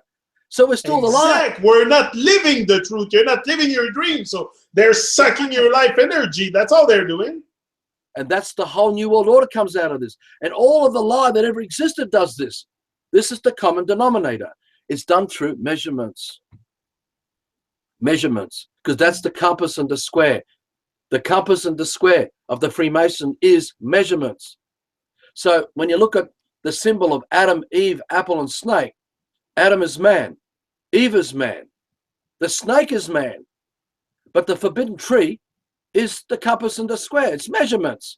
The forbidden apple of the forbidden tree is explanation, instruction, education, suggestion. Right, so the snake man puts an idea in Eve's head. Eve likes the idea, the explanation. So she falls under the image power and begins to perform the intention of the snake upon her. So she then turns around to Adam and says to Adam, the explanation, trying to seduce Adam under the snake's image that she now is in love with. This is flat earth, Eric Dubai. Same practice. And all we are doing here is what we talk about on the homepage of the website and some other work. When a child is brought up by nature, and we don't interfere through explanation, etc., we allow the inspirations of the dream of life of all our ancestors that live as the stars and lose at everything to inspire the life of the child, so the child can grab the big picture, because we dreamt the big picture for the child before we even came together and had sex to create the child, if we are really awake. And then the big picture unfolds, and so the child senses everything and can hear the voices of all the ancestors, because they still live, they're still alive. Now, when we educate the child, we're telling them, you're no longer magnificent. when the snake whispered to Eve, the snake is saying to Eve, you're no longer magnificent. I want you to trust what I'm telling you. I want you to like my explanation that defines everything you see. So when we put explanation to our children, instruction, education, suggestion, which is indoctrination, brainwashing, we're telling them, you're no longer magnificent, that you can't work it out your unique original way, that you need us to define you. And because it was done to us, because they defined us to be in their image, we're all going back through the recorded history of the snake, the grand architect of Freemasonry, who started the world of measurements, of definition, explanation. But more than that, we're saying that not only are you no longer magnificent, you are totally destroyed. You're going to be a living dead. You're going to be a living dead because you're now going to rely on the world of definitions of English, Latin, Hebrew, whatever alphabet tongue you dream. We're going to curse your life and you're going to be a living dead if you don't wake up. Exactly. Because the moment the snake intended was the original sin upon Eve if she accepted that explanation that defined who she thinks she is. And that is the original sin. Now, you'll find that when these idiots came on their ships and they did all the things they did on these lands, like this land we now call Australia, or the Commonwealth of Australia, the corporation, they then carved up, divided all the lands into parish lands. They put a church in every parish and put a priest in every church to deal with the original sinners, because all the original sinners were educated by the invaders to live the original sin of the lie. And because the original sinners came with force and authority and all that, they've subjugated everybody. They're all subjects to Caesar, to Caesar's world, if you want to look at it that way. So then the priest in the church is a Masonic lodge, because the Masons created the English religion, created the Roman Catholic Church, created the Jesuit world, created the British royal family, created the bloodlines and all their heritage, created the Church of England, and on it goes. And so it doesn't matter which denomination you come from, you're still in their house of masonry. You're under the flag, because Europa, you look at Europa, every royal family was a house and had a flag. And you can call it today Spain and Holland and France and Portugal. They are all of the bloodlines of this satanic agenda. And the Freemasons today white ant this by calling them the Illuminati and writing about the Black Cabal and the Black Brotherhoods and all these sort of stuff to desensitize people, so they're still lost in the measurements. So they can't see the craft of this practice that's fucking everyone over right now while they've been told this shit. Right? That's why I've never seen it. I wasn't too flattered big time at the beginning. I've never been really attracted by it, because I'm not a groupie. You have to really, for me to become your groupie, you really have to, I don't know, maybe Bob Marley. I'm the only one I can tell I'm a groupie of, but the rest, but even that, Bob, I have research to do still, so I'm not totally convinced about the whole thing. But I'm gonna, they want us. They want to kill our dream. They want to kill our soul, and that's very important for them to take all our life energy. That's what I was saying. We've been Frankenstein. We've all been Frankenstein, and the thing is, the methods of Frankensteinian technology on us is wide and varied, and we've all been turned into these abominations, and that are not a man. We're a type of man, but we're not a man. But I never thought it was going that I'm blown. Listen, I go where the truth takes me, and for me, that's the truth, because that's what I feel. I feel it. I sense it. So I know that's what it is. It's it makes sense. It does. It has to make sense. The thing is, so the souls they kidnapped and put them through the ritual torture and murdered them to break their will is the explanation coming at us that compels us to give up our will, to accept the will of another man's intention that defines the reality of who we think we are. This is exactly the SIOP program. It's the same way, whether it's a globe or it's a flat earth, they kill your soul anyway. Exactly. So it doesn't matter how it's used, it's the intention behind it. So it's the same with us. Don't believe anything we're saying. Listen to our intention. Yeah. Don't listen to this words coming out of our mouth, because every time you hear us talking, what you're hearing in your head is not us. It's the representation of the inculcation practice that you're calling up. You keep calling it up, keep recalling it to define who you think we are in explaining it to you. If you do that, you're going to be lost in the nonsense. But if you listen and sense us, you get past all this, and the ritual won't work on you, and you begin to sense the bigger picture, because you'll realize flat earth doesn't exist, because the whole of creation is something more magnificent.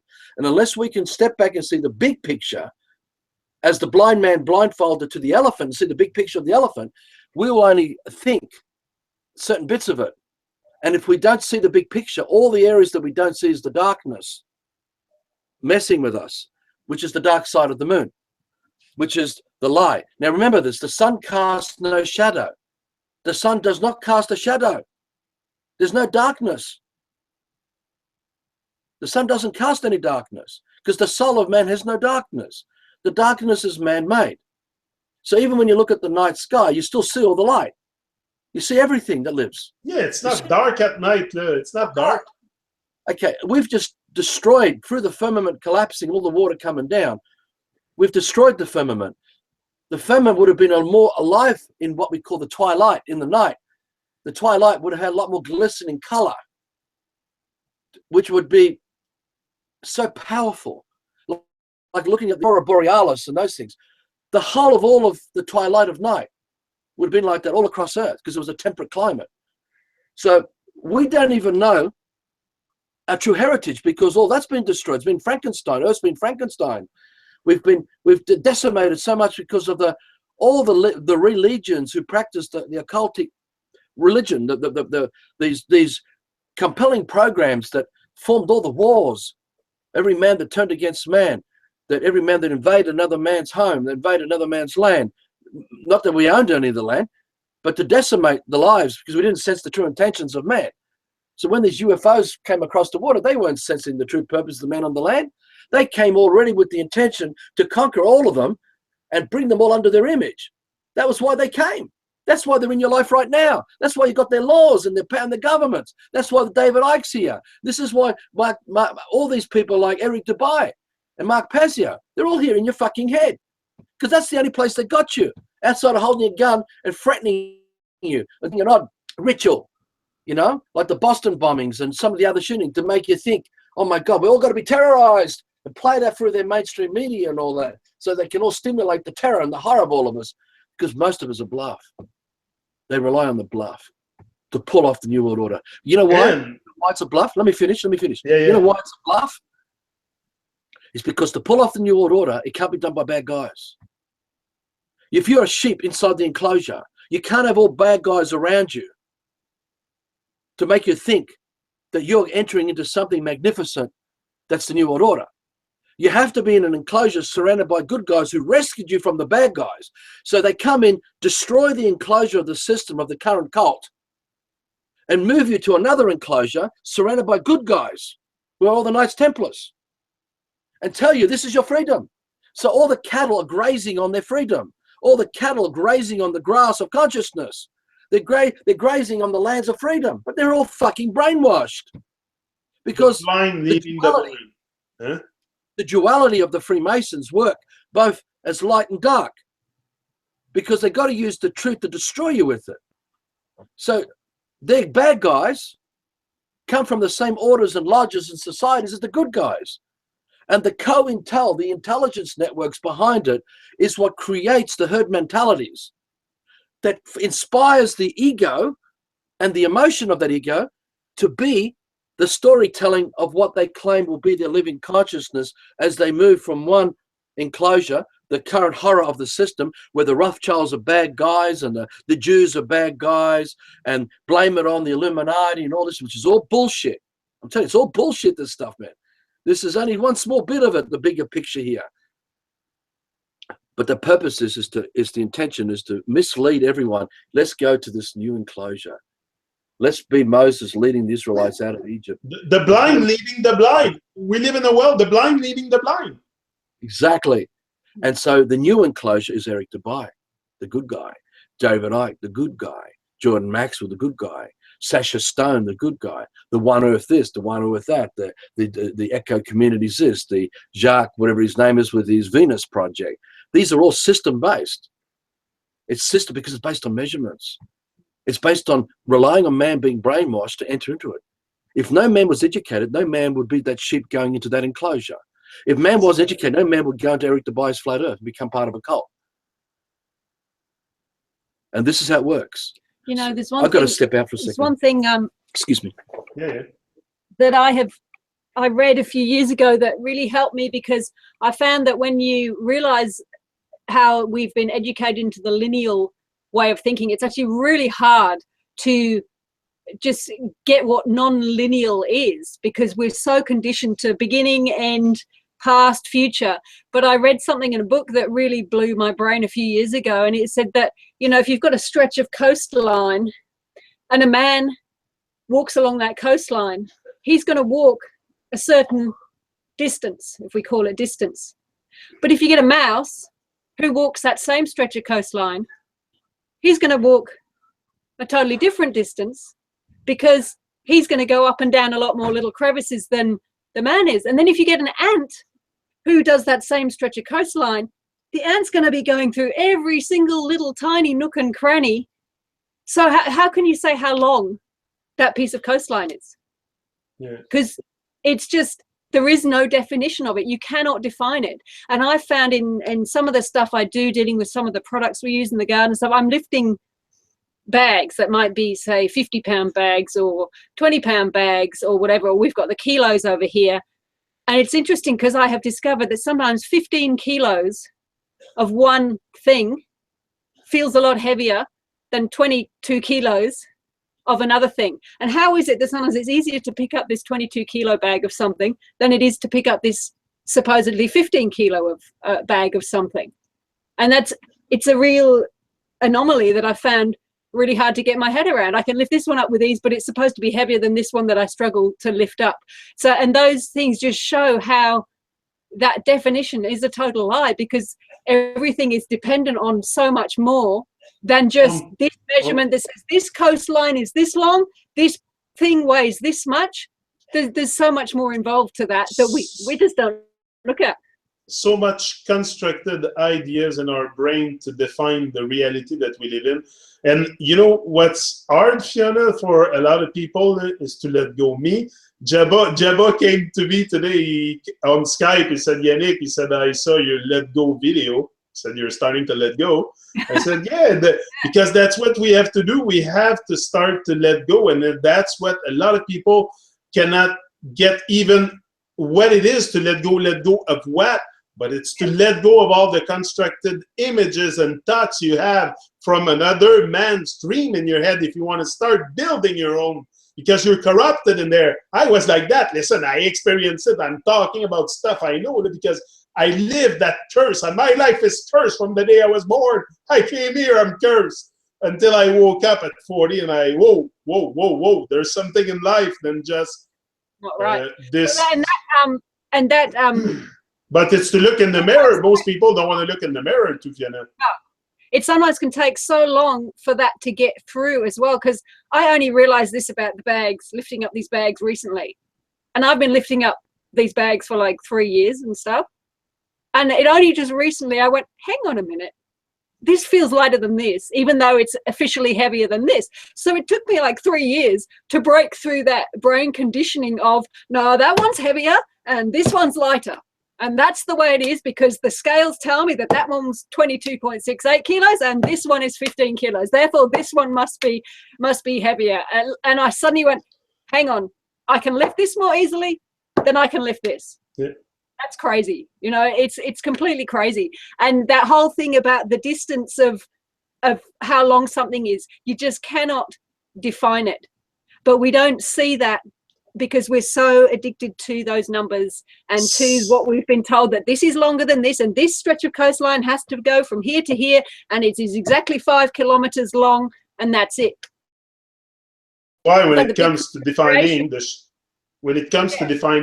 shape of the earth, it's totally wrong to say whatever it is, because it's all constructed images and form. And Exactly. And as Arthur was saying, this thing that's so important, that we are so programmed to believe that this is me, and this body is all that I am, and this is where I stop, and this is where you begin over there, when it's not. I don't stop existing. I'm still part of the whole bigger thing. So he's gone. yeah. But we have got so brainwashed into that delineation and into that way of thinking that's why we can look at Eric Dubay and without even thinking, we go, oh, okay, so that's the surface of the earth, and that measurement's here and that there. I fell for it 100%. Who told us that that's the surface of the earth and that's where the earth finishes? Where do we get that construct and that concept to even think like that? You know, we're not saying here that the horizon is not horizontal. It's not what we're saying. It is horizontal. But the thing is to say that you can associate a shape or a form or any kind of thing using the same thing you've been programmed with. It's totally making you keep turning the wheel. You're not getting people outside of the madness wheel. You're just turning the wheel with the same madness, same language, same stuff we all been taught to, and we don't realize that we should live our dreams. This is why we have passports, because we go from the house of Masons to another house of Masons to another house of Masons as we move from one major like Goulburn here in Australia. We go from Goulburn to Barrel or to Sydney. Each regional area is controlled by Freemasons. They're no different to the flags of Europa that define the houses of these Freemasons that plan to conquer the whole of Earth, because they're all the Canaanites of this Norman conquest. This goes another subject, but the point is, when you're under the house, you're under the influence of the. Now, they all have a common interest. They all share English. They all share the history books. They all share the university, the universe ITY, the universe I. And from that comes all the educators, all the professors and the scientists, all the quantum physics and everything that defines the system, constructs and concepts. And this is the song of the Freemasons, his story. They're recorded ages, recorded in their books, and they teach us to sing their song. So when you're in the house of this case, this area, the local council will be the Windsor Caribbean Council, right? It's controlled by Freemasons, and it'll be a Mason in power, because it controls the whole system of that in this area. And then there's another Freemason, and then another Freemason. So when you have a passport, you know, and you leave the Commonwealth of Australia and you go to New Zealand, you're going from one world of Freemasonry to another. And you're going from the recorded history of their power to another, because it's the constructs and concepts that we raised up from the dead that forms the system that we worship, because we are that religion. We are at the effect of the occults of these people. So when you look at the system, another way to look at it too is it's full of discrimination and censorship, because most men and women can't grasp mathematics. So they're not going to be good in economy. They're not going to be good in business, because they don't know how to really work with measurements. But more than that, most men and women don't really like taking advantage of other men and women. They shy away from that. So most of us are discriminated against even before we were educated, because they know that some of us, or most of us, will not become those animals, those psychopaths who can be brought in a system to take advantage of everyone else that are slaves and use them under the umbrella of a private corporation or a political party, and go and destroy a mountain, go and just change a river, go and dam that river, go and use fracking and dig up the ground and let corporations come and do things what they do, right? You see, so when you look at politics, what appears to be on the surface as someone who's alternative and from outside the box of mainstream politics looks like, oh, this guy's on his own. But what you don't see is that the Freemasons mostly raise these people up. They bring them up from grassroots to make it look like they're one of the people. They're the new type of man. And so they speak the mantras and allow that to come into mainstream, to be played out in mainstream. We had that with Pauline Hanson in Australia with the One Nation Party. And the whole purpose was to discriminate everyone, to censor everyone, because They don't see that she was raised up to be trained to do this dirty work, like Eric Dubai with the flat earth to create the cult out of it. We had Pauline Hanson in Australia with the One Nation Party to kidnap all the rednecks of Australia who had been done over by the banks since the 50s and 60s, where we lost more than 250,000 farming families off the land. And there's many, many disgruntled Australians in Queensland and in New South Wales and Victoria and other parts of Australia. And so she would speak the mantras, like the Green Party speaks the mantras of sustainability and alternative. And so they call them green, right? But they're controlled by the same Freemasons because they come out of the same. Now, sometimes some of us come as those good people, but then our work gets kidnapped, it gets taken over, hijacked. And then they run with the mantras of that, but they use it to bring it close to the truth, but the lie is the system itself. So this is why the Green Party is still in politics. This is why Michael Tellinger has Ubuntu in politics, right? But keep everyone in the system under the constructs and concepts, right? Where everyone is still discriminated and everyone's being censored because, you know, to be good in business, to make lots of money and get ahead, you have to be bloody ruthless and smart. Most people can't do it. Not because they're bad. It's that that's not their talents. That's not their natural talents. And so it's easy for the Freemasons to take advantage of the whole world as it is, to create political parties and political movements, and knowing that by the time they all rise up to the top, there's only a tiny few at the top. They've got all control.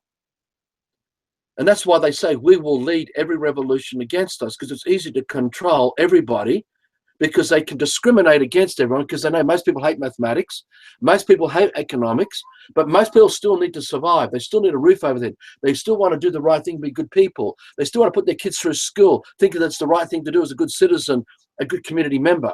They still go to vote in politics and go to elections and all this sort of stuff, right? But if you step back and look at the big picture, this censorship and discrimination is staggering. How brilliant they do it. Because they're relying on those of us who are outside the box of this control. Our heads start to stick up. It's like a fog. Their nonsense and brainwash is like a fog. But some of us stick our head up above it. And they see us. And we see them. Now, they can come and shoot you and try and kill you, which they did with many people. You know, like Crocodile Hunter and Peter Brock and John Lennon and George Harrison and Bob Marley and Diana Spencer. And it goes, there's thousands of good people, mate, with influence over public thinking, influence over the herd mentality, the religions of those countries that are under the power of the Masons who live in every area. It's all brilliantly done. It's like the Hunger Games again. If you look at the Hunger Games, you see this. So the censorship and the discrimination is such that they control the media, they control the politics, they control the banking, they control the judicial system of the law, they control the private corporations with all its cross directorships, they control every facet. So it's easy to be like a colander, to let only them through and everyone else trapped in it, to let their people through the net and all the rest are trapped in their nets. Or they are the Pied Pipers who capture all the rats.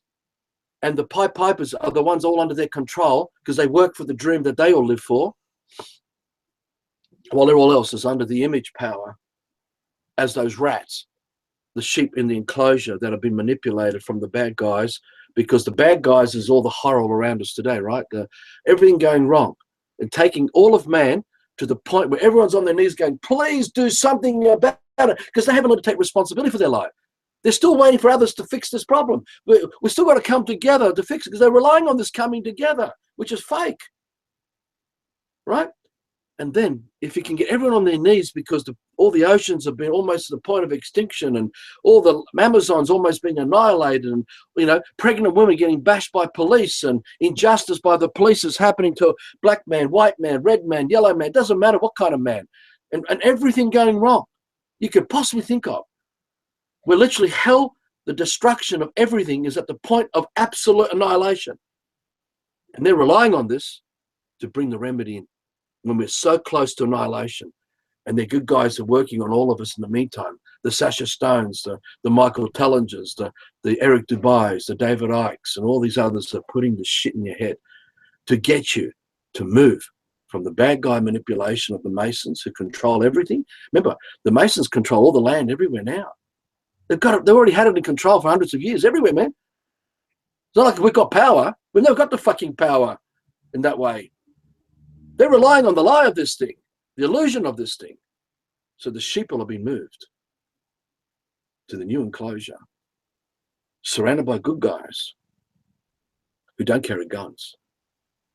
They're good guys who work with the law, who work with government, but it's good government. It's good politics. It's good education, right? But it's all fucking inculcation. It's still brainwashing because every single man, woman, child in it and of it had to be got at. They don't have a unique original soul there. So this is the discrimination. This is this whole thing of the flat earth thing again, where if you can't see the big picture, you'd be lost in the information of the snake that is whispered in Eve's head. And you live this lie. And you wake up and you go to bed and you think this is who we are. And you think that everything else we're doing every day of our lives and all the interests that forms social media and all the interest that forms all our passion to exploit the corruption and all that, they don't realize it was all engineered by these Pied Pipers in the first place to keep you so distracted. So while everyone's so busy caught up in surviving or fighting, they're pulling the rug under everyone's feet to prepare them to move. And there's a culling in this too, because they've already told everyone there'll only be 500 million alive by the time they finish with this culling. And they'll blame it on alien invasion, or they'll blame it on the sickness and disease spreading amongst man to kill most of man.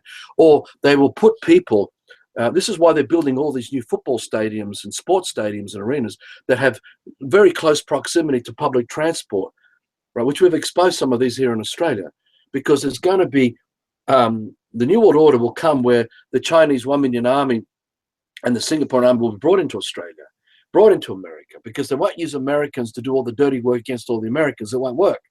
They won't use all the Australians to turn against the Australians because it won't work, right? If, at some point, the conscience of many will break. So they got to bring armies from other countries, right? Now, the Chinese army was raised by the British. Now, this is how fucking sinister this thing is. Now, the East India Company was controlled by the Freemasons of England. And for 300 years, they went to war against what we now call China. And they took the Opium Wars to destroy China, to conquer China. And Britain's been in control of China even still now. Britain's still in control of China now, just like Britain's in control of America still now, right? And so they are the ones who manipulated the Chinese to create the 1 million Chinese army of men who will never hold a woman. They won't even know what it is to have a child, because most of the families that raised the 1 million army killed all the girls because they could not get the benefits to survive in the country if they raised a girl. So most girls were killed or aborted, mostly abortion. So the population in China is erratic. Now, we came across documents about 7, 8 years ago where a Chinese general asked questions to the Chinese army. Do you have a problem going into another country like Australia or America and killing the people? And more than 70% or 80% said, no, we haven't got a problem. Right? Now, another thing, right now off Singapore, and for many, many years, going back 7, 8 years now, there's more than 500 container ships sitting there growing. This flotilla, it could be 800 container ships there. There's a large flotilla, these empty container ships, cargo ships. And they're saying it's because of economic reasons. Bullshit. It's there to move a large army really quickly because they don't have the ability to move a 1 million army like this. So they're infiltrating some of them into America, some of them into India, some of them into Australia, and then the other countries. So you look at NATO. NATO goes into third world countries in Europe because the NATO are not the Germans killing the Germans. Right? The NATO is represented by other people like Swiss and French and other brainwashed drones who come as NATO, or they come as Americans or British. This is immigration for you. This is the whole immigration policy that they've been doing for more than 100 years. This is the GATT agreement that evolved into the WTO, the World Trading, which unfolded the whole new trade situation where you now have the Americas of Canada, America, Mexico becoming one trading bloc, right? And now the Asia-Pacific region is becoming one trading bloc of Australia, New Zealand, and Hong Kong, and Taiwan, and China, and all that's joining, right? Then you have another trading bloc in Europe. And the Trilateral Commission, the Bilderbergers, and the Council of Foreign Relations are all in on this. Because they're all fucking Freemasons. They're all in the scam of the bigger picture to bring together the one world order. Of one government, one education, one religion, where everyone has their own right. You know, they have right to do what they want to do, as long as they don't break the laws of the one world government. This is very similar to when you watch Star Trek and the Federation. And you see Star Trek, they're going through all the different worlds and universes. They come across all the different aliens and their policies don't change, don't interfere, right? And yet their presence is there because their fucking ships are there. And we're listening to the sire programs of the storytelling of Star Trek through the characters set to the background of the Federation. So at the same time, we have Sasha Stone and David Icke and Mark Pazia. They're fucking bringing in the whole new brainwashing scam that is the new world order of a new law, of a new culture, a new way of life. And we're going to become this one world because we're all got to protect each other from each other. And yet they all talk about, you know, we're all unique and we're all this and we're all that, as if we, you know, that's okay. We are freedom, we are consciousness, but they're not revealing that the only thing they're bringing is just another version of the system that doesn't allow any of that. It doesn't at all. Also discrimination and censorship. And also, Eric Dubé in his work, he's talking a lot about you're referring a lot to God, and we have to. I hear myself in the background. I don't know if you can lower the volume. Eric Dubé refers a lot to God and Dieu in French, and so right there it puts me a little. I was suspicious when I translated his book. I saw a lot of stuff, and a lot of numbers came back 666. Like at one point, he's telling people that if you're standing on a canal of 6 miles, it should drop on 6 feet, 6 feet each side, like 666. And why does it have to be there? This is like, but it's in plain sight. It's in the book. I translated the book. I know. Eric Dubé is an occultist, right? David Icke is an occultist. They are brilliant occultists. David Icke hides codes in the language he uses of English as he's trained in the codes of the words, the letters. And so he talks another language buried within what is written. We suspect that his books aren't even written totally by David, his early books. There may be others involved in the writing of his books together. If David's been on his own, then he's highly trained. He's high level. And that's why you look at people like Richard Branson and David Icke, they look similar. They come from very similar gene pools. They look like they're all coming from far away, unconnected situations. But it's interesting how these guys and Bill Gates and others are all starting to come together to form this group of brotherhoods. We're all got to come together. The wealthy business people, the guy behind Mark, whatever his name, behind Facebook, the guy behind Bill Gates, you know, Bill Gates behind Microsoft. And you see all this. And even though it's impossible to become like a mega multi-millionaire businessman without being prepared to trample over the lives of others and have hierarchy and have discrimination and have benefits and privileges for the few, suddenly all these guys are developing a conscience that says, hey, we've all got to work together. And yeah, okay, Bill Gates, if you really have a conscience, then get all your money busy buying up all the land, divvying it all up, giving it all out to everybody. Forget going and vaccinating kids in Africa. It's like, you know, if you really have conscience, do something. You have the means to do something. They don't, because they're all discriminated. All the Freemasons are discriminated against, because when they gave their oaths to this order, it was the death to their families, death to them, death to their career, death to their integrity, death to their recorded history. It will be rewritten that they're bad guys. They'll be turned into evil, demonic things, right? So they don't turn. The David Icke won't turn against this because they know it's the death of his son. It'll be the death of his ex-wives or partners. It'll be death of his mother. It goes on. These people are deeply compromised. I know this because of the people I've spoken to privately who visited me, that who have revealed to us their world and backed up everything we were already saying. I didn't need them to tell me any of this, but it was interesting because there are many Freemasons who are scared to death. They hate what they're doing, and they're working on a way to get out of this. This is how Rome and Babylon collapsed, because back then, when Babylon collapsed, because the centurions and the soldiers of Rome started to flee it. The senators of Rome started to flee the political system, and everything from inside it started collapsing.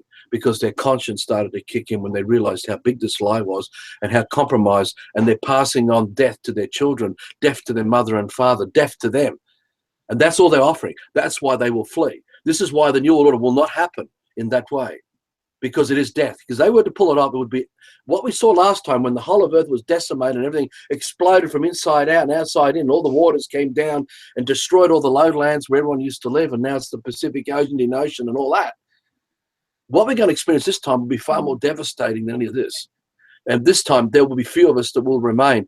And we suspect it'll be a burning fire, a disease that'll pass from man to man, that'll just, people will get and die not even in half an hour. It'll be so quick.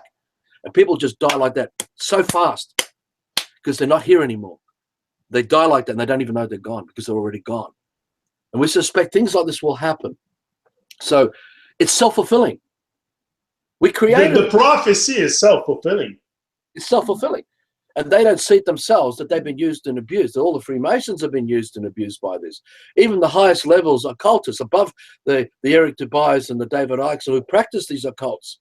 Because you're getting into the compass and square of measurements, you're getting into the read and write alphabet languages now, because it is what defines the matrix that they use for their power. It defines what becomes the royal family and kings and queens, and it defines government. You know, it defines everything of the matrix. Everything the alphabet. Everything of life. You know, it's like the pressure cooker, and it, you know, the pressure's building and the pressure's building, and it's like there's only so long that the purpose of everything that is can be pushed in another direction. There's only so long before the resistance just bangs it all back the other way, which is the pressure cooker just exploding.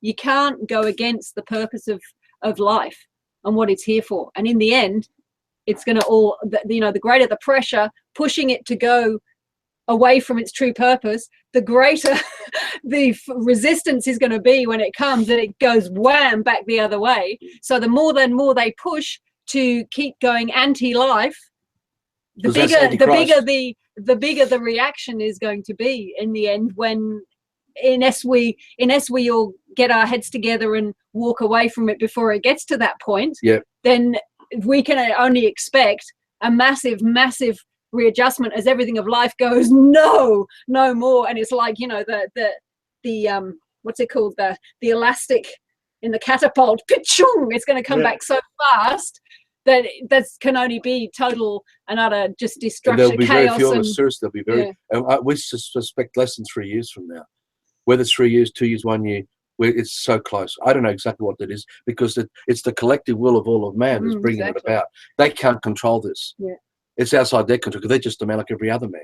And that's why we don't have to create this reaction, this catapult springing back. We can choose to take steps to do something different before it gets to that point. It's whether it's, you know, just how many are prepared to do the dirty work and really wake up and really go where truth takes them, so they stop supporting that and stop creating the pressure and keeping the pressure and keep pushing and pushing and pushing everything away from its purpose. See, the Kindom dream that we took, that we maybe the next video, the next time we do, maybe we get there, or maybe the fourth one of them. We'll eventually go to it once we get through all this type stuff. But the thing is that the Kindom, without the G, is a sanctuary for them to flee, to come to somewhere safe, so they're not going to be killed by their own people, because many of them need somewhere. They need a safe place. We know this. The biggest reason we're doing this for them. It's for the Eric Tobias. Eric, get out of there, man. We are your brother. We're not your enemy. I might say you're a cunt because you're acting like a cunt now. That doesn't mean you're a cunt for the rest of your life. Stop fucking lying. Stop doing it. Why are you trying to harm your brothers and sisters? We're your brother. Why are you trying to harm these children we care for? Because that's what you stand for right now. Now, are you going to continue living with the gun at your head, under the pressure of what you sold out to? Or are you going to break away and turn against them all and set an example to all the others to do it too? What about you, David Icke? You're going to do it. What about you, Jordan Maxwell? You're going to do it. What about you, Mark Pazio? You're going to have the guts to do it, because they're all scared to death, these people, mate. They're frightened, like, unbelievably, these people. That's why they run. That's why they don't debate. That's why they don't talk with us, because it exposes everything in plain sight to them. Right? It's simple. That we go where truth takes us. We don't own it. We're not their master. We're not better than them. We're just trying to end this nightmare so everyone can have their freedom back. The other thing about Kindom is that the mudroom is the baseball bats we use to smash the trauma out of us so we stop lying. Now, we've got so many, Fiona and I can give you so many examples of how this lie works and how it destroys our groups. Because we bring the ego in and we bring the emotion in and we start talking as if we come from an authority. But all we're doing is intellectualizing the trauma, which is, again, what happened last night. You know, we can talk about what happened last night, where we have one of our friends who starts getting worried about a credit card because a credit card got maxed out by someone else. And the thing is that we're saying it's for the group, for the group. No. But what people don't get is that the bigger picture, what we dream for, is that such that we use the whole of the system. And the collective thing of everything, from the willing and dealing that this man does and the willing dealing she does and the willing and dealing we all do, brings everything together because why? We are listening to the voices of our ancestors as we listen to the voices of our own conscience as them, because when a dog comes and sniffs you, the dog then has the choice to decide what to do about what the information is presented to the dog.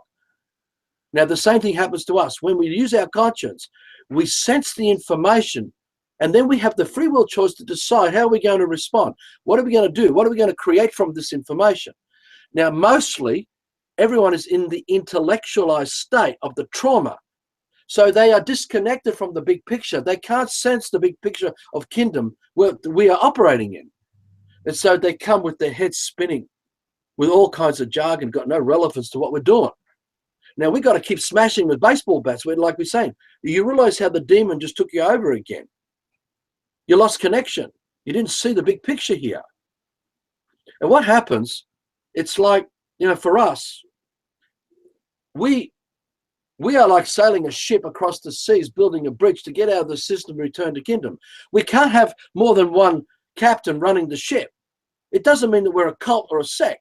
We're just simply working with the dream with the intention to set everyone free from this in this life. So no one is underneath Arthur or underneath Fiona. But if you don't sense our intentions, you will think that we're no different to others out there. You'll think that we're just like them. The difficulty is we're talking in English. We're explaining the constructs of English. We're working with the systems of English. That is the internet, the recording studio, the equipment we use in the garden, and shovels and picks and all the things that we do. The thing is, if people don't sense the bigger intention, if they don't sense it, they won't see that what we're dreaming for is to let all this go in this life. But it's a transition, and it's gradual. And that we have to do one thing at a time. And you have to remain calm, very centered and focused on the bigger picture, and deal with what comes as it happens. And you've got to be like the dog who sniffs you. You're sniffing everything around you of all your ancestors, and you're listening to the collective voice as our free will. We are responsible for what we do. They're not telling us what to do. They're just inspiring us of the information around us, like the dog who sniffs us.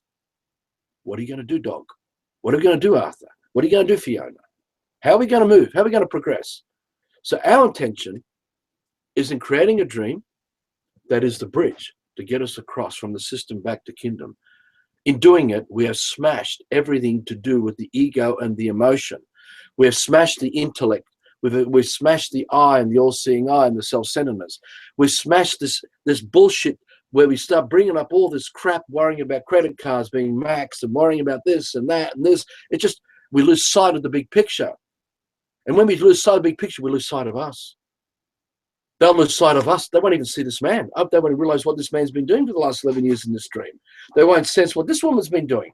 They won't even sense all the ancestors who lived and created all the mountains. They created everything. Because they're lost in their fucking heads. Deeply traumatized. Lost in fantasy. They somehow think, we got the answer. We're going to lead. So if we do that, we split. And we break off. And we go off in different directions. Right? What we do, we let them go. Go for it. But we're not going there. Right? We stick to our guns. We stick to what we sense. We stick to that. And we keep working with it because everything's been working for us all the time now. We're still alive. They've tried to kill us, tried to kidnap us, arrest us. They've tried to do all kinds. They've tried to cripple us economically in the system. Here we are. And things are growing. There's more of us here now and more involved. And we've got to protect the group so the group doesn't get undermined by this kind of satanic practice. So, you know, this is a lot more than people realize. People think that, oh, we're going to go back to freedom. Let me tell you, to face the nightmare of this, you've got to face the nightmare of you. Each of us got to face this nightmare. And if you don't confront this nightmare and make sense of it, we can't bring peace to stop it having an influence on us. And in doing that, we lose sight of the bigger picture of hey, this man's been at it for 11 years. I'm not claiming exclusivity or privilege that I'm the only one or the best. The dream this man lives for is a true paradise to set everyone free from it. I've taken on the responsibility of that dream. Right? Now, if you don't sense this man's intention, you won't see the big picture. And if you lose yourself in the bullshit in your head, what happens? You only see this man in the light of everything else you see out there in the shit, because that's what we do when we're superimposing all the hooding, demonic shit, right? And they won't see how much this man spent all these in the system of time contemplating on this, adapting to as things come along, making changes, correcting things, but not giving up, staying focused on what the outcome will be, because that was why we started the Kingdom Dream, you see. So we've gathered wisdom. We've developed skills. We've gotten really good at it. We've been at the coalface of this. There's no luck that we've become these kind of people. We practiced it. Most people don't, because they're still waking up, going to bed to the clock of the ritual of the system in the dumbed down state. They don't know what it is that we're really doing. So we don't want people coming following us to be blind to what we're doing. We work on them to make them conscious, help them become conscious in their way, so they can sense what's going on. Otherwise, they can't move on with us. We've got to let them go. We burn our bridges with them. We actually burn people off. We spend more time burning people off than letting people in, because we can see the danger that they represent of destruction to the dream. No different to letting another man come in running the program of Satanism and bring in the system, and then every other man trapped in it and making it become what it is today. But having said that, just what you said may sound a little like we, you know, like have a vetting process. Not at all. If someone says, hey, I love what Kingdom's about, I want to come and get involved. Whoever, whatever, doesn't matter who, sure, the door's open. Yeah. And when we say we're burning off, when we stick to the guns of what this is about and stick to the truth of what is it about, if their heart's not truly in it, we don't have to say, hey, you've got to leave. We never do that. They soon go themselves, because it's not comfortable for them, and it's not enjoyable, because it's not what they thought. They still were too much in the fantasy of what they thought Kingdom was, rather than in the reality. So they go themselves. So I just want to make sure the listeners, it's not like we have this vetting program. Oh, you can come in. No, you have to leave. Yeah. Not at all. The door is open to whoever is inspired and wants to come. It doesn't matter what your situation or your background or your circumstances. That's fine. But we just find that so long as we stay really true and focused on what this is about, if it's not for them at this moment, they'll be gone very fast. And amazing how people sometimes turn up out of the blue. You know, you get some people you talk to for ages before they come. Some people literally, bang, they suddenly, you talk to them one week, they're there the next day, and they're still here. You know, it's literally, it's amazing. And there was something I wanted to say, and I've just forgotten. No, I'll trigger. The thing I'm getting at is that we set up the environment for them to destroy themselves and leave. Yeah. They do it to themselves, but we make sure it happens that way, because that's what they want. They're just too scared to say it. A lot of people come and they can't really say to you to your face what they're really thinking. So we let them do that. We give them the opportunity where they use it as an excuse to leave, you see. And because we want minimal battles, minimal everything. And so we do it in many ways. Now, to deal with the system, to create a kingdom in this mess, if you don't have these wisdom skills and you don't learn from people like us, if you haven't practiced it yourself, learning how to deal with this, because we've dealt with this for so long now, that we're at the coalface of this. You know, it's like women who break up in marriages and they go to other women who have come from broken marriages to get advice about what it is to keep a marriage together. You don't do that. You go and find an old couple that have been together for 50 years and happy, and you go and talk to them and find out what it is. You don't go and listen to broken down slaves to make sense right? We could give you so many stories of men have been destroyed by women in marriages or vice versa. And you see how this despicable inculcation practices work out, right? Because people seek validation for the brutality of what they're doing to their partners and the lying that goes with it, because it's all lying. They just fucking lie and lie and lie. You know, this man knows lying because this man spent most of this man's life fucking lying. Yeah. I was a brilliant liar. And we're still working at it.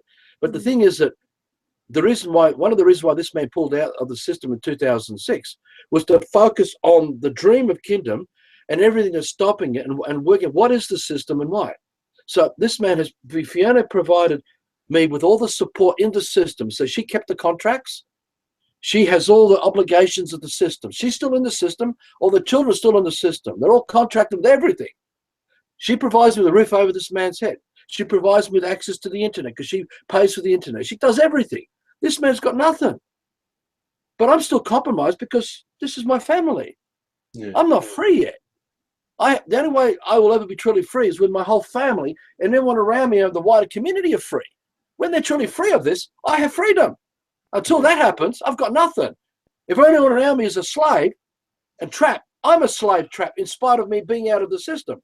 So I spent all these years at the coalface just concentrating and learning everything about this and developing the skills and then applying these skills to pave a way that is that bridge that gets us out. That's the only difference between this man and others.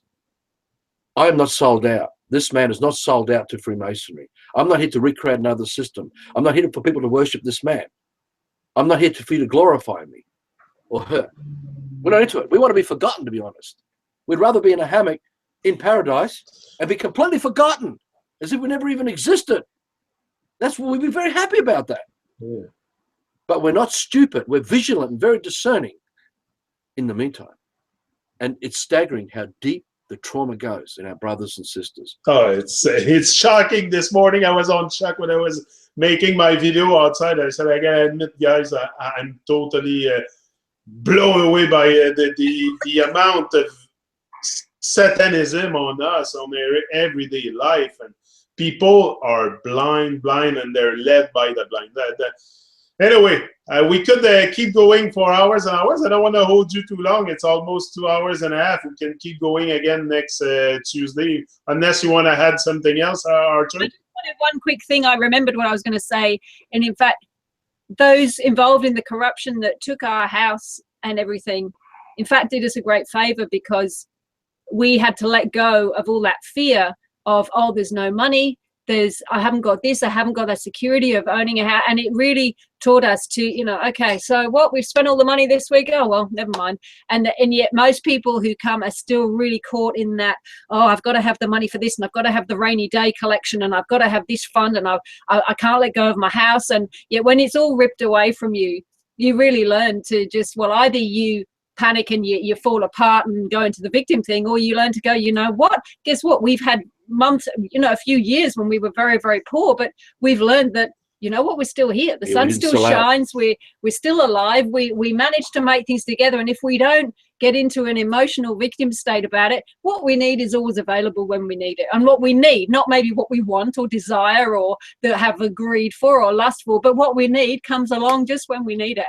And we've really learned to let go of all that fear of abandonment, of non-security and all that sort of stuff. So it was a real gift in a way that they gave us. Let's go a bit further this before we just disconnect here.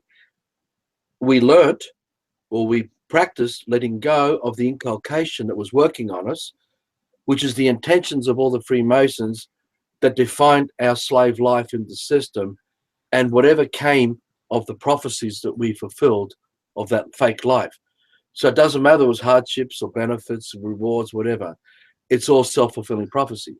So what we've learned to do, what this man has been trained to do, is sense the voices of the intellect that's working through every man collectively, because the screw and the nail, the architect and the carpenter, the house and the foundations, the land title of the government, all that collective is the information set to the background that defines the fake reality. But with it, the fake emotion, the fake attitude and behavior of each man who's trapped in it. And that is what's brought to the table of everyone who comes to us. They bring this shit with them. And it's up to them how much and how effort they're going to put in to let it go. Because if they don't reconnect with the sense of their ancestors, of the dream of life all around them, they'll still be lost and reliant on the storytelling that is the compelling emotion. Oh, we can't have critical. We got to be out of this. Oh, we got to be like this. They won't get it. That is demonic possession in practice, controlled by Freemasons remotely to manipulate the victims of those who believe in this shit to destroy a group. We see this. So we let these, if they want to go down that road, we let them go. We let it go. Go. That's fine. Go back in the system and run those routines there. But we're not going to have those routines running with us because we're about any of this. So going further than this, we learn to adapt in the moment, by the moment, with what is presented to us, like the dog who wanders around smelling. And each moment there's another smell, another lot of information. Okay, in our case, there's so many ancestors talking to us. And we listen to that. And we respond and we build our real lives out of that. Now, the stress and the trauma we go through in doing this because we're in the system, dealing with phone call after phone call after phone call of people who are coming, wanting to be rescued from their dilemmas, from people who contact us through Facebook and YouTube and through emails, which we get still lots of traffic, through the videos we put out there, the people come in, stay with us. The work, the effort we put in to remove the demonic energy out. It's like house cleaning. If people come into your house and make a mess, someone has to clean it. The demonic energy that people bring into a dream, like a kingdom dream of paradise, we have to clean it. You've got to remove all that energy out of it that doesn't belong there.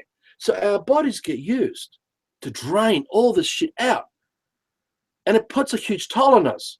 Now, we're not victims. We don't complain about it, but we pay a price. We sacrifice. We suffer. We truly suffer for this shit. But we suffer for the dream for our brothers to return to paradise. No, we don't suffer to follow us or fucking live under us or worship us because we got some kind of wonderful kingdom dream. It's not about that. So we are house cleaners to the lie. We come in and remove all the demonic energy that comes in.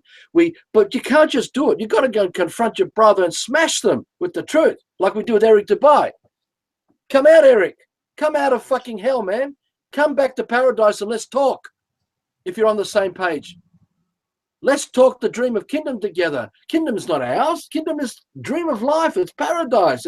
It's man's true sense, not defined by another man inside your fucking head. So it goes into this bigger picture. So we're dealing with is a war here. The war is all the voices talking to man to build the house in the system, to build the fake life. The man who picks up the screw and the nail, who holds the saw, who is the carpenter, who works with the architect and the government agencies. All these voices and all the voices that ever spoke to this man since the brainwashing started is in the man who holds the screw in his hand, who thinks he's got a fucking answer. And somehow he knows how he's going to fix this problem. The man's fucking blind as a bat. Got no fucking idea at all. Because you can't rely on all these voices that define you and get you out of this nightmare. You've got to step out from all of it. This is the real work now. And we come with baseball bats, man. We come with absolute baseball bats, because if we don't hit people and make sense of it, if they can't sing the song of their ancestors through the heart and through everything, we don't have a kingdom dream here. We just got the system dream under another guise unfolding before our eyes, and only us to blame for letting it spread amongst us, to spread to our children, to spread to everything. And this is what David Icke and all these people are relying on. They're relying on this continuation of the site program lie, so that we all sing, rejoice, the New World Order that's brought us so close to the truth. The 1,000 golden year reign of prophecy they planned in the Bible of this business plan, because the Bible is this business plan of this prophecy in practice. It truly is. It's a forecast. And all the Masons follow it across the recorded ages to meet the Grand Architect who dreamt it, because they're all the descendants or all the lackeys who work for the descendants of this fucking idiot to make us all stupid and dumb. And delusional.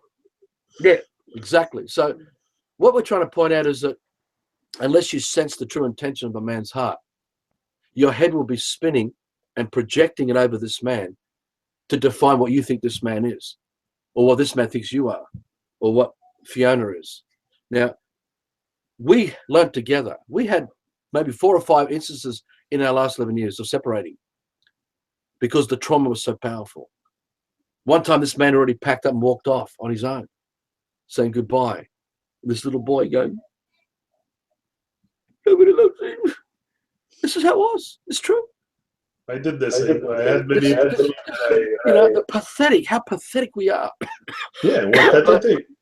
But she stayed strong for me. She didn't burn me off. I stayed strong for her and didn't burn her off. And we allowed us to bring up all our shit and still whatever. We still argue, but all our shit comes up and we argue and we look at it and we look at it and we look at it and we try to make sense of it, because you got to know what you're dealing with until we work at which one. Does it belong with all the voices of the people that is in the system, which is the Borg, the collective, the Borg, everyone's plugged into the Borg mentality? Or are we those people who are unplugged from the Borg, and now we're reconnecting with the true uniqueness of man, the real individual of the man, not the individual, but the real individual of the man, who's part of the magnificent dream of life where we're all together anyway, and we don't have to force each other to be together under any construct or concept, and everything we need is already there. The air's there, we're breathing, the sun's still shining, the truth is still there. We've got it all, we don't doubt it. And so we're not compelled by emotion anymore to control situations by that emotion, because we still doubt what's happening around us. We're learning that. We're learning to find more peace and more calm. Well, more peace. That's great. That's great. Archer, I have to learn to say it properly. It's my French accent, what you want me to do. So we're going to see each other again next week, for sure. We're going to be alive and well, and we're going to be here next week. Well, we're still alive now. We'll still be alive then. That's it. Nothing's changed. So thank you everybody for being here. There was a lot of people in the chat. It was crazy, but I'm trying to be in the chat and follow you at the same time, but I prefer concentrate my energy on understanding and following what you say and really taking it in and after making sense of it. But I thank everybody for being here and listening to your message. And you know, each one teach one, put away the false pride, rise and shine, speak truth. That's my message. And with that, we're going to build the dream of life, and we're all going to rise and shine one day and change this freaking world, because something has to be done, and we're doing it. So rise and shine. Never give up. Back to the paradise, creating it. We can't just talk about it. We're doing it. Yeah, we're doing it. Then otherwise nothing's happening. We're just coming to the next video for the next upload of nonsense. We are changing the world. We are changing the world. Living it. Good on you, mate. Thanks, Yanni. Bye.